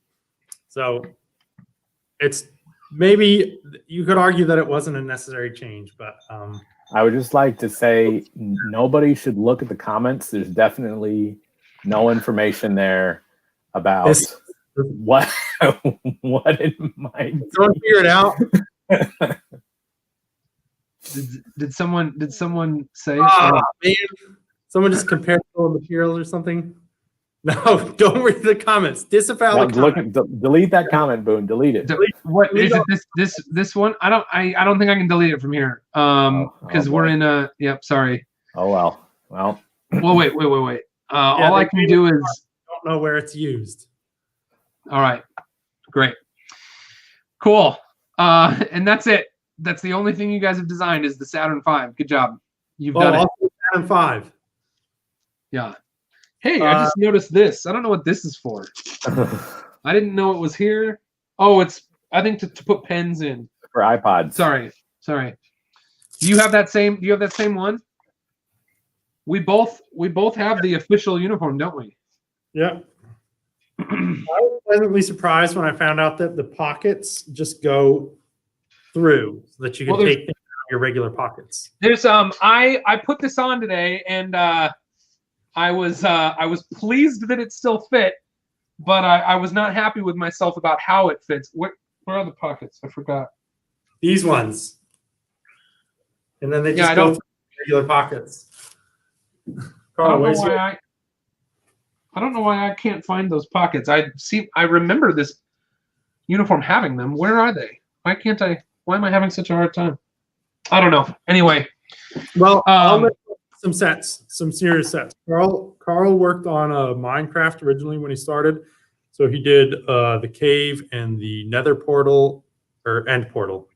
He worked on the village, which was the first D2C Minecraft set. Then he went over to work on Boost for quite some time. Boost Creative Toolbox. So that's the robot that is blue and orange and white and has that new Boost hub. He worked on Droid Commander, which is the Star Wars version of Boost, where you can build R2-D2, you can build a Gonk combat droid, and you can build a mouse droid. He and I made the Saturn V together. I don't think we mentioned that yet. What a dream. What a dream. And then he worked on the haunted house. He designed the re-release of, or not, it's not even a re-release. It was the release of the Vestas wind turbine, a set that had been made as a gift only for Vestas employees that we brought out as a wide release model Carl did the redesign work on that to make it compatible with the new. Well, we did. No, we did it. There's no new compatibility. It was just fixing some of the bugs in the old design. It was basically so there could finally be a Vestas for the rest of us. Yes. A Vestas for the rest of us. Yep. Okay. Yep. Well, you guys, thank you so much. What about Mike's sets? You don't want to hear about his? I thought that's what you just did, Mike. No, that was my sets. I got to talk about Mike. So you going way back. We've got Red Thunder from Creator 3-in-1. Yes. 2014. Then we got Power Digger, also in 2014, and then the Emerald Express, which really that caused quite a stir because people were thinking, could this be another Emerald Knight? Yeah, maybe the name something like that. Emerald Knight and Horizon Express. The two Creator trains. But it's a 56-piece baby train, and there's Cute Kitten. I didn't know about this. Yeah, polybag. Oh my goodness, Cute Kitten. And then we get an up and now let me just say, Mike's made some incredible sets over the last years, but if you really want to have a nice looking set where your brain doesn't understand what happened at all, I recommend the Blue Power Jet. A true masterpiece. What? You can't get that anymore. You can get it on Brickset, Bricklink, That's true, yeah. Bricktown. Brick Time. There it is. Yes, the Blue Power Jet. When I built this set for the first time, my brain melted. And it's still recovering. Now, how did you Mike, was it, how do you go from building, I want to say what, $40 and under Lego creator sets to being the designer behind these massive, creator expert, or a project formerly known as Creator Expert? Can you tell us a little bit about what that journey was like for you? Yeah, when I started at Lego, I was on the Creator 3-in-1 team. And at the time, there was no Creator Expert team. It was just Jamie. And he would do 2 models a year. But then there started to be other things coming in. So he would grab people from the Creator team to do one of the big models here and there. And so in that first year, they had seen some of the stuff I did as a fan, so they thought, okay, there's some potential with this guy to maybe do some big models at some point. And then I helped out a little small amount on the Mini Cooper. There's a really funny bit. I don't know anyone that's built the Mini Cooper. There's a really funny bit behind the doors where you do this weird offset to make the edge of the door straight. That's what I did. It introduces a silly little hole in the car, but and actually on the DB5 we perfected that, so it doesn't have the silly hole anymore. But yeah, that I helped out on a couple of things in my first year, and then for 2015, Morten Grafwang, my mentor, was meant to make the Ferrari F40, but at the time he was requested by a different team, so he ended up going to work on Minecraft for a bit, and that meant they needed someone to do that model. So Jamie and my boss at the time, Simon Kent, asked if I would do that, and that was a relatively smaller one, but they were quite pleased with how I did with that, and then from there it's just grown to the point that in 2016, I don't know what year it was, but for the 2017 product year, when we released the Grand Carousel, at that point, I started working exclusively on the expert models. And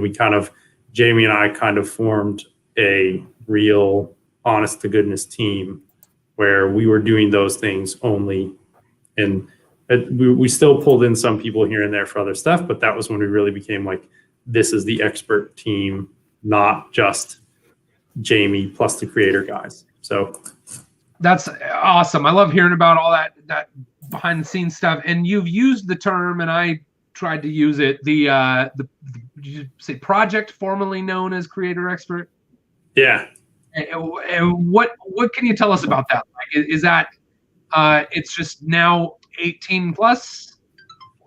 Is that official now? Or we talk about that now? I feel like we can't just call ourselves 18 plus, because we also have 18 plus models being made in Star Wars. We have them being made in superheroes.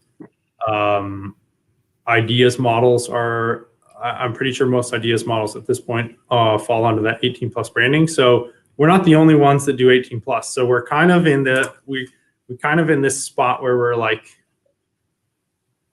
I wouldn't say filling in the gaps, but in this like space between the phantom zone. Maybe that's what we should call ourselves. I don't know. So the thing is that we found out this creator expert name, it's a little bit confusing. And the reason for the creator expert name is because we originally started from creator. That was the team that we were based out of, and the models were really related. But then the thing with the expert branding is people, we would get feedback from consumers where they're like, I see this winter holiday train and it's 14 year, it says on the box 14 years and up, and it looks really cute, and it's not even 1,000 pieces, and this on the box says expert. And then I go over here and I see this 4,000 piece Ghostbusters Firehouse, and that doesn't say expert. What does the expert mean? And so that was part of the decision for moving away from that branding, that it wasn't helping to explain to people buying the sets what it was we were making. So we've been focusing now more on just try to make these boxes look like something that is appealing to adults, something that adults will see. And this is an interesting thing, because like coming from the fan community, which is where Carl and I come from, we don't need that, right? I've been buying Lego sets that I know are intended for kids for, how long have I been an adult? Let's just say 15 years, and I'm fine with it. It doesn't bother me. I don't need to know that this Lego box is for me. But what we're trying to do is get people that haven't been doing that, get people that probably haven't touched a Lego box since they were 9 or 10, or maybe have never even touched one at all. We want them to look at these things and say, oh, that is not just a kid's toy. This is something more. And that's why it's a little bit weird for us as fans. Like, we know that. We don't need that explained to us, right? And we see that and we say, come on, guys, you should be able to figure out this is more than just a toy. It's a complex interlocking brick system. We've actually found already even since we've launched this in June, I think it was, we've already seen the numbers of like first time buyers going up, which is really great feedback. And I know it's a confusing thing to say, where's creator expert gone? Why is this 18 plus? Why is this not? But the way in which it's bringing new people into the hobby is really exciting for us. So for the fans, for the people who are following all of it, what do we call it? Is it just okay that we have nothing to call it, or? What do you mean it? Well, the project formerly known as Creator Expert? Yeah. That's the name. Come on. The project formerly known as Creator Expert. Okay. Newest model from the project formerly known as Creator Expert. I think that's great for now. Okay, I love it. Can we also come up with a symbol, just like, a bunch of Erlings put together in a cube or something? Yeah, just a symbol that represents and there's no way to pronounce. There's no way to pronounce a word for that symbol. It's just a symbol that. Oh, okay. I see. This is off the record now. This is not me. Not me. Hold on. Okay. Can it be off the record by simply saying this is off the record, because this is being taped and we are live? I'm saying this as a Lego Think fan. about it. Think Okay, about as it. a Lego fan. Mike, think about it. Don't worry. I'm saying Think this about it. not as a Lego designer, because this is what you guys need to create for the logo, the project formerly known as Creator Expert. Is the old Creator Expert logo, the 6 Erlings, and then the tombstone brick behind it. I get it. Or how about the Erling's logo printed on a tombstone brick, like Creator Expert has died, Yeah, that's great too. That'd be cool. and somehow the TC is incorporated. Bricks. As many TCs as possible. You could also just use transparent Erlings, and then it's like a ghost logo. Like a ghost, like the ghost, a force ghost. Yeah. Erling. Okay. Awesome. Well, hey, what do you think? We want to keep having fun here. I know it's late for you guys there. Have we said all the things? I feel like this has been a really wonderful stream. I say we do 2 more questions. What do you say, Carl? It's allowed for me. 2 more questions. Any chance of 18 plus instructions having a white page version in digital format? Can we not count that as one of our 2 questions? We could answer it. That instructions designed to that level. That's not our area of expertise. But I can assure you that's especially what we saw on the train that's being looked into. The brown on black. We're hoping to be able to have some alternatives for that, for sure. Okay, awesome. Aqua Mike TV says, "Oh wait, this isn't the question I meant to click on, but it's fine. Do you think there should be a Lego Slimer, like the Baby Yoda? There is a Lego Slimer. I think he means like a big build. Big build. Oh yeah, I do. That's just a question for me. I do think that should exist. That's actually a great idea. I'll put that down on my list."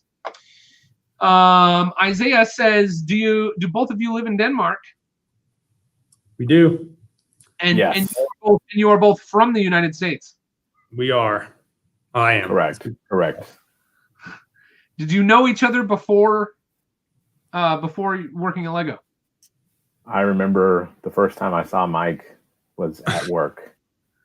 Okay. And I said, I look like, it looks like I should probably leave him alone.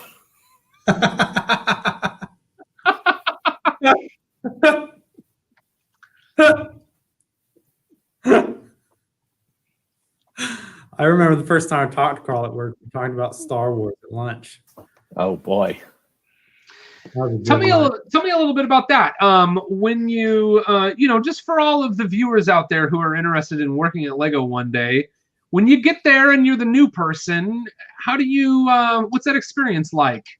You go, do you end up by yourself at the lunch table, or do people say, hey, new kid, come on over, or does someone like take you to your desk and then you sit down and you sort of look around and like you're not sure what to do, or you know what I mean? Should I be reading my limerick right now? Yeah, I think so. Should I? I'm pretty sure. I wrote a limerick exactly about this, okay? Because I can't wait. Boone Builds, here at Boone Builds, I'm all about providing the exclusive content. So okay. This is it, everybody. This is what you paid for. I entitled this limerick "My First Week." And this, yeah, that's all I'll say. This is my first week. This is what Lego fans experience in their first week at Lego. Jamie Berard. Wait, let me check. Yes, it's there on his card. I was roaming the stock, and he just stopped to talk. I still can't believe I met Jamie Berard. Wow. That's what the first day at Lego was like. You walk in and you see, and you start to see these people like, oh my God, that's the guy.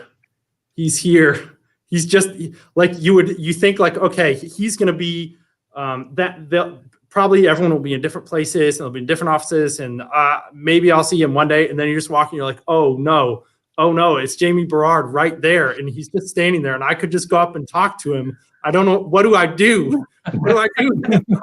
Help me. Do I use my Flickr name or my real name? Do I just like stand there and say thank you? I don't know what to do. I'm so embarrassed.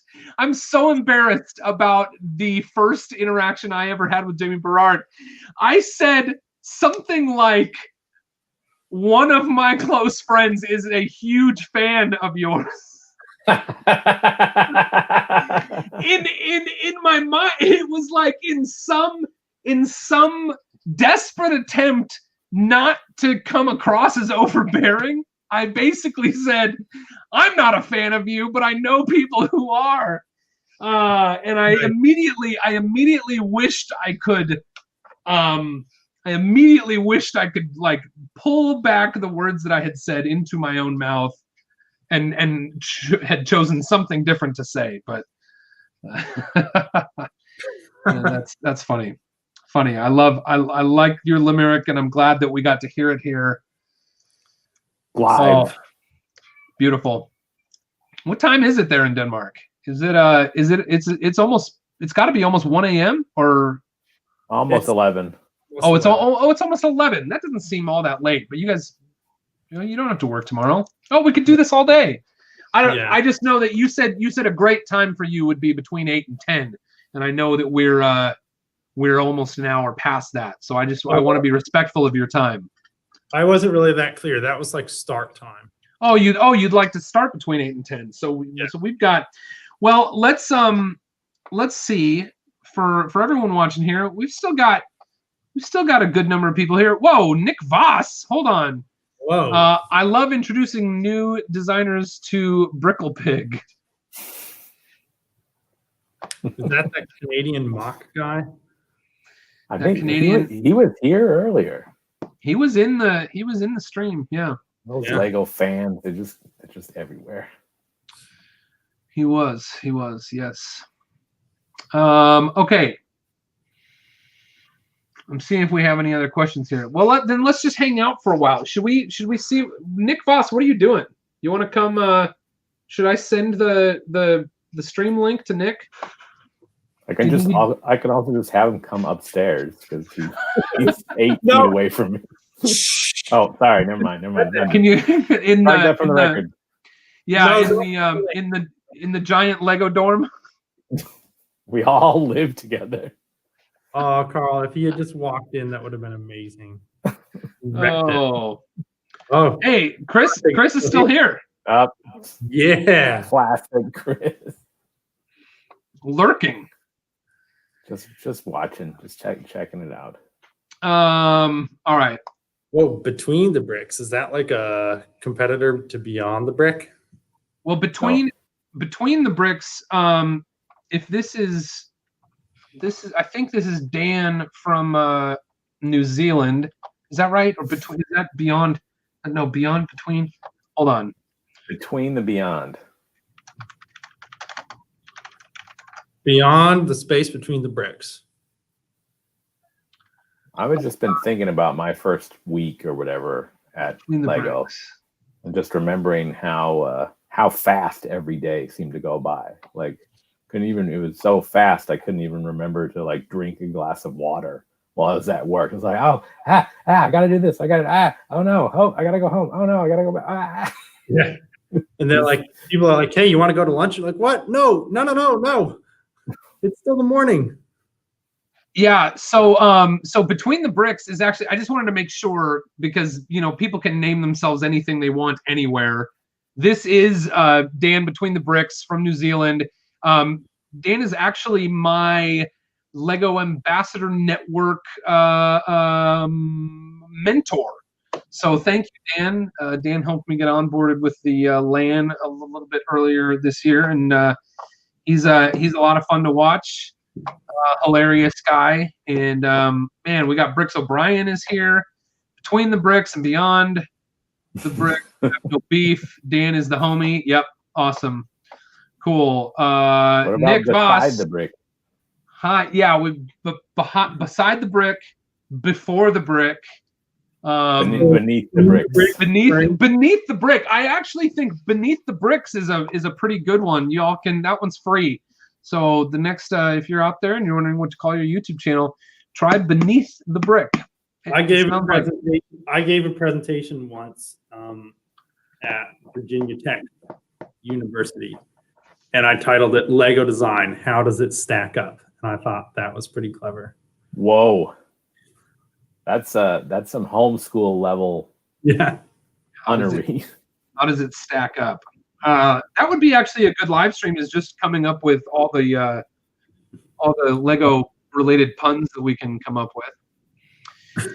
We've got a pretty, speaking of stacked, we have a pretty stacked live stream at the moment. There are some movers and shakers in the Lego community in the live stream right now. So I just want to thank you all so much for being here. Nick Voss, the last time I was in Denmark, Nick showed me around to a lot of different interesting things. So I'll always treasure that experience. We got to meet him just a few months before that at Bricks Cascade 2019, and he's a really, really cool dude that I enjoy spending time with. Classic Bricks asks the important question. Hello, everyone. I made it. What are they talking about? So how would you guys answer that question? What are we talking about? Lego. We're talking about alliteration with brick. We're talking about alliterations with brick. Brick alliterations. Brick. Before the brick, that could be like a Lego history one. Here, yeah, before the brick. Someone said, what about behind the brick? We said behind the brick, didn't we? Or did we miss that one? I think beneath the bricks is poignant and what about bequeath compelling? The brick? Bequeath the brick. When you need to give your Legos to someone else. Yep. There could be a whole series about that. Yeah. In fact, we could bequeath the brick, and they all go to me. Oh, easy. That's what happened to me. All right. A heart from Nick Voss. Thanks, Nick. Hi, Nick. You're rad. Hi, Nico. Okay. Yeah. Vision says, yeah, they're at the bottom of the barrel. What is it? Brian? So Brian said, oh, those beneath the bricks guys, we don't associate with them. Okay, so I thought Vision was saying that we're at the bottom of the barrel, which it certainly seems like we are. I thought people were talking about that half-round brick that's beneath the barrel on the Ecto-1. Yeah. Where's it? Show the model again. I want to see it. All right. Yeah. Show the model. Why don't you just give us another few minutes here looking at the model? What's the best brick? Anyone wants to see? I saw some people saying, why are we releasing this again? And I would just like to make it clear the size difference between this one and the old one. So I have them both. You can see yourself. There's no camera trickery going on here. These are touching nose to nose. Actually, I guess I could put that one on. That would be pretty funny. Yeah. Don't ever talk to me or my son ever again. Don't ever talk to me or my son ever again. That's a pretty great shot right there. There. Wait, no, I got it. All right. This is not a commentary on which of these models is cooler. I think they both serve a very great thing in the Lego portfolio. I'm not trying to say one is eating the other, but look, it's eating it. I thought it was going to be birthing it. So eating it. No, that's the rear. I don't think it'll fit. I don't think it'll fit out the rear. That it's not quite that wide. No. But yeah. Aubrey says diggity dang, and it just reminds me that there's so many similar sounds in diggity dang as chitty chitty bang bang, and we had a fun time talking about the Chitty Chitty Bang Bang the other night when we were talking about movie cars. I don't know if you have anything else to say about that, but Is that your number 3 car? No, but I think it's beautiful. And I think there was a recent ideas project that didn't get accepted of the Chitty Chitty Bang Bang, and it looks amazing, and I want to build it. But my third car is not the Chitty Chitty Bang Bang. Yeah, I love that movie as a kid, and I don't know the last. I haven't shown it to my kids yet. They're not. Do you remember the child catcher? What? It was really creepy, right? Yeah, he had the cart that's disguised as like a candy cart, and then he pulls off the cover and it's a cage. Like he gets off. He's like a black hat and greasy hair and a long pointy nose, and then he has like one of those sticks that you would use for catching dogs, like the stick with the loop on the end. He goes around catching kids because the queen can't stand children. Yeah, it's really like I would like to have been in that room, and it was like they were like, okay, what is the absolute scariest thing to real children? Like what would real children absolutely not want to see in their real life, and let's put that in this movie. Yeah, it's like a creepy kidnapper with a weird car that looks like a candy truck. What a great movie. All right, Between the Bricks says, is there a light brick inside the new car? And I think we touched on that. There are no lights, correct? There are no lights. I look forward to seeing someone attempt a light upgrade. I know there's a lot of third-party lighting kits out there. You could probably do some really hot things. I will make that my challenge. I will make a light upgrade for the Ecto-1, and I will do it using 100% currently available official Lego products. All right. That's what I'll do. The good thing for you is there's lots of room inside that thing. That's another thing I'm excited to see someone attempt, because I think it would be neat on this car. It should be quite simple to upgrade this car to being remote control.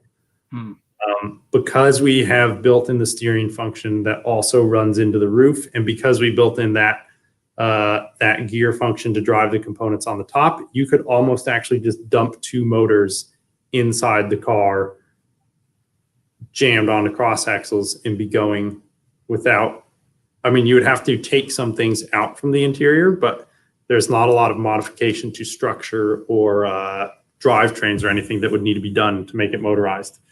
And I think that could be fun to see it driving around. And I think the Ecto-1 is we actually tried that with the Mustang. One of the interns here made a motorized version of the Mustang, and it was just so disappointing because our motors just didn't have the power to make that thing go fast. So you're just like driving a Ford Mustang around like you're in a parking lot that's not what you think of doing with that car, right? It's like, oh, great. This car, I think, could look really cool driving around. Sweet. Well, I look forward to it. I definitely got to get my hands on it as soon as I can. What do we know what the price is going to be? Is that something you guys talk about, or? It's $200 in the U.S. I don't remember everywhere in the world the prices. Okay. So, sorry. And it's going to be available like November 15th or something. That sounds correct. Yeah. Yeah, that is sneaking right up on us. Sweet. Should be awesome. All right, cool. Oh, Aubrey says you must show them Chitty Chitty Bang Bang. The Lego Ideas model I was talking about? No, the movie, I think she means. The movie. You just get it. Just start it up on. Do you have on Disney Plus? Let's just start the movie right now and we'll all watch together. No, think it's Universal that made Chitty Chitty Bang Bang. I don't remember. Well, is it on Universal Plus? Universal Plus. Universal University.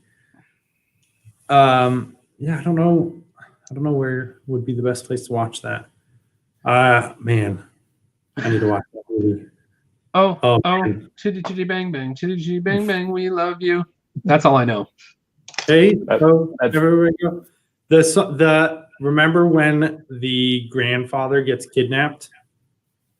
The only thing I remember about it is the song. That's it. It's the only part. I don't remember what anything looks like. The traveling life for me. You don't remember that?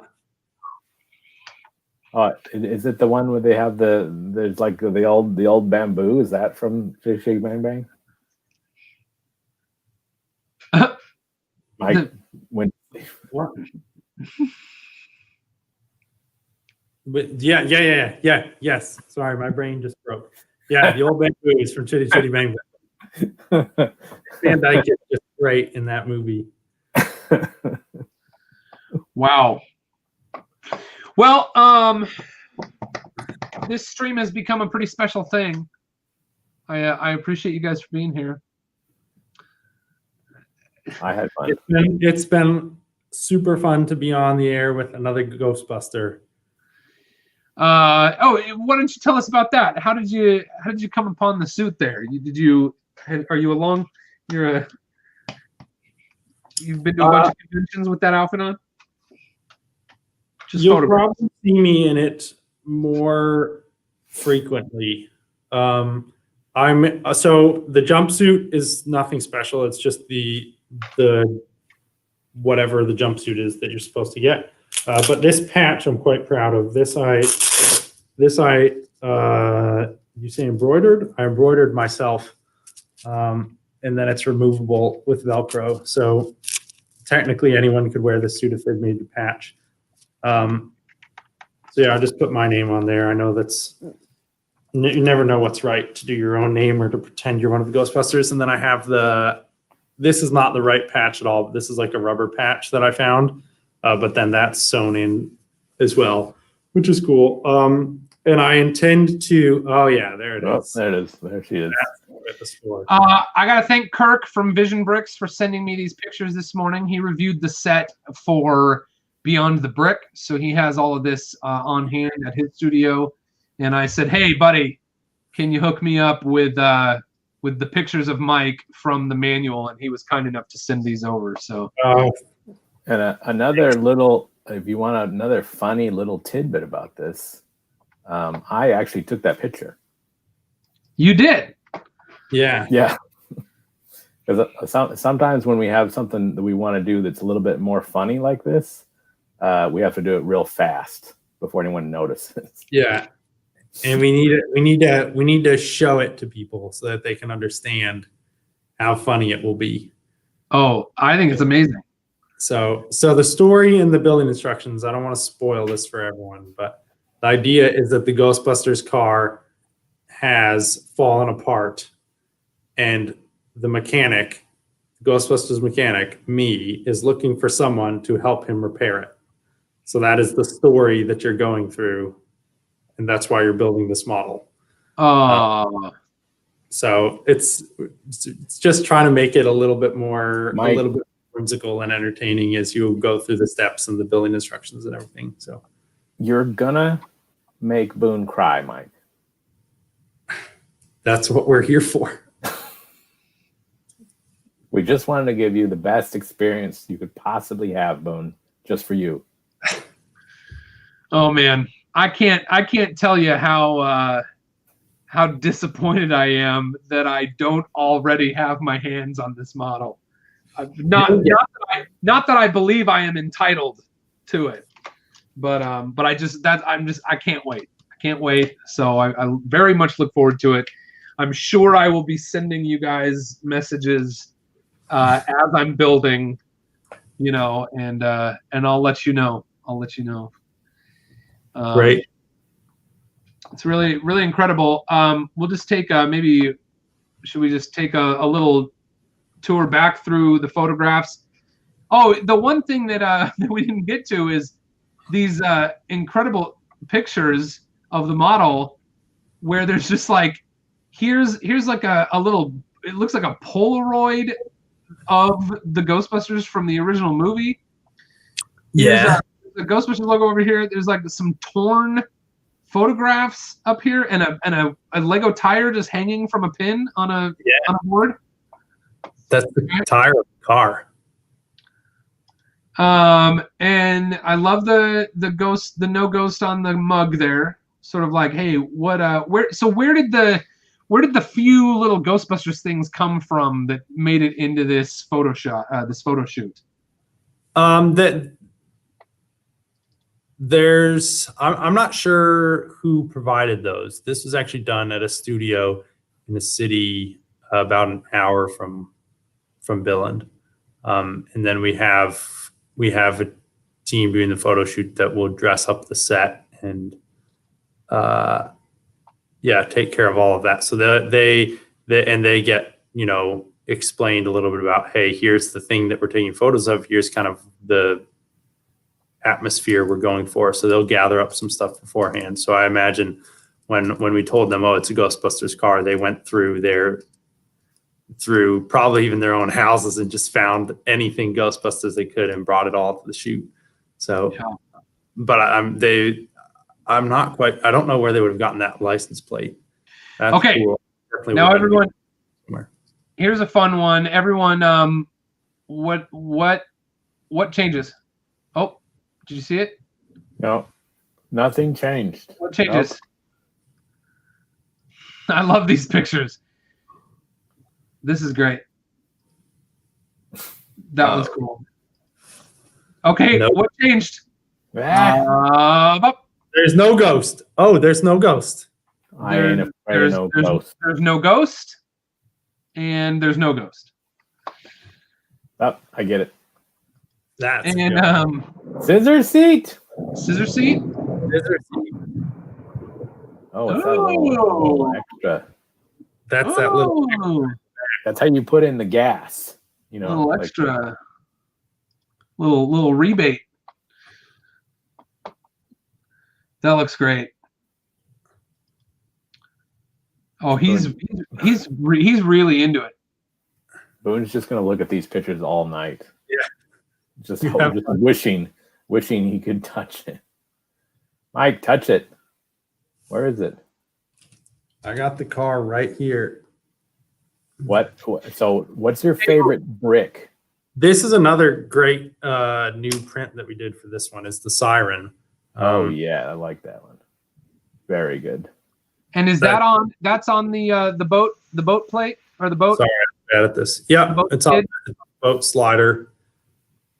And it could have been on a regular 2x2 tile, but the shape is more accurate with the boat slider, and then also it's a nicer build for the actual siren. So yeah. Okay. Can you show me that back door one more time? The how it opens and how it ends up being at the. Oh yeah, so cool. Oh boy. That's rad. It's just perfect. Look, none of these other toys that I have on the table here open correctly. This here, we'll just I'll take you guys off again. Solo layout myself. Can I do that? I should be able to if I go here. Yeah. This one doesn't open. This one opens. This one opens. Oh, and this one's pretty good. This one's probably fairly accurate for this vehicle. If you go to some of these other versions that I had here, Playmobil, it opens up. That's not how the car works. Kenner opens down. That's not how the car works. So you really got me with that back door there, Mike. I appreciate that. It's incredible. Okay. Cool. how many supporters do you think? Let's see. Boone, could we get a Ghostbusters themed build challenge for the Ecto1 release? Boone, could we get a Ghostbusters themed build challenge for the Ecto1 release? Well, we just had Halloween. I feel like ghost related stuff was I wouldn't want to do those two challenges back to back. But I promise I will. You have to build something that you're challenging yourself, or you're challenging other people to build things. Yeah, I do on my channel a build challenge where I give my viewers a category, and then they build for that category and they submit. Did you have an idea for a build challenge, Mike? I was thinking it could just be Cadillac themed build challenges. Well, I don't know how big of things you're challenging them to build. Yeah. Anything well, I'll think big. about that. Aquamike, I promise there will be a new build challenge soon. I'm thinking, though, now that we're getting into the second week of November, my next build challenge is probably just going to be a holiday-themed build challenge. And I do have to say that, as usual, this live stream and all other recent live streams on Boone Builds are brought to you by the Magic School Bus, my current LEGO Ideas project. Let's see, I think it was Thursday night I brought this up, and it was 3248. Maybe let's refresh it and see what we've hit. We're now at 3,300. Look at that nice round number. So thank you all out there for your support on that. You can find a link in the video description to that. And the Ecto1, the new LEGO Ecto1 is coming very soon. In just over a week, it will hit the shelves. Hopefully shortly thereafter, I will have some content with the model in hand here on Boone Builds. Mike, Carl, any last words? Any final requests? I just like to say, if you like Ghostbusters, you're going to like this set. If you like Lego, you're going to like this set. If you like cars, you're going to like this set. So you should probably just go buy the set. Profound. Say, this is the part where I thank everyone involved, and we spend half an hour talking about all the people. Or what? Or did I miss that part? Yeah, I'm excited for people to build this. I'm already to see some people have their hands on it for doing reviews. It's great. It's been a really fun model to make. We had a lot of good people working on this to make it a reality. Carl being one of them, but a lot of others as well. There's just so many different stages of a Lego model where so many people become involved. And it's been great to start from nothing and be here where it's almost in people's hands. So I'm really excited to get over that final hurdle. Awesome. Thanks. Brett says, Brett's still standing in front of the Lego house. Carl, any life wisdom? I think my most important life wisdom is that life's not fair.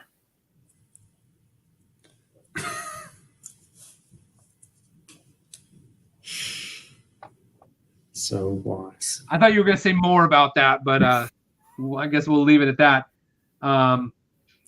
Yeah, interesting. Okay.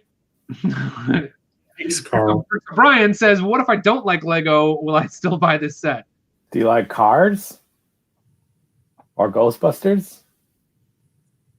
Because if you like one of those, you should probably still buy it. He's got no response. He's buying it. What this is. Boone Builds. Classic Brick says, Boone Builds, have you made the new transformation? Mini bus would be cool. For the Magic School Bus. No, I haven't made a new Magic School Bus transformation, but Jake Sadovich, the fan designer behind the ship in a bottle, put a smaller version of the Magic School Bus submarine into the bottle, and he shared that the other day, and that was a huge honor.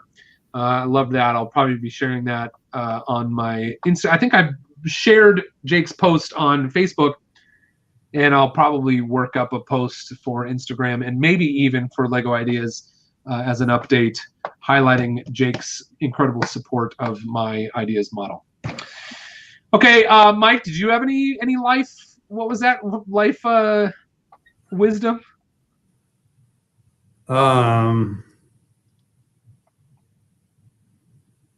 I ain't afraid of no ghost. Is that life wisdom? You guys are so wise. You guys have the corner on the market of wisdom for life.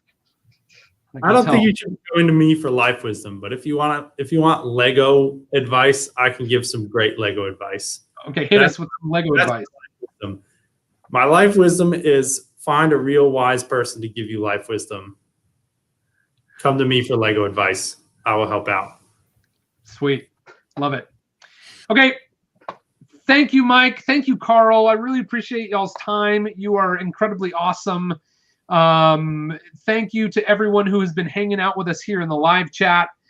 You're all incredible. To my moderators for keeping the chat safe and fun. Brett Hooper, Jeff McElwee. Who else have I had moderating today? But we definitely want to thank, let's see, Aubrey, thank you for making this a live chat that's not just full of a bunch of dudes. Jake Sadovich, of course.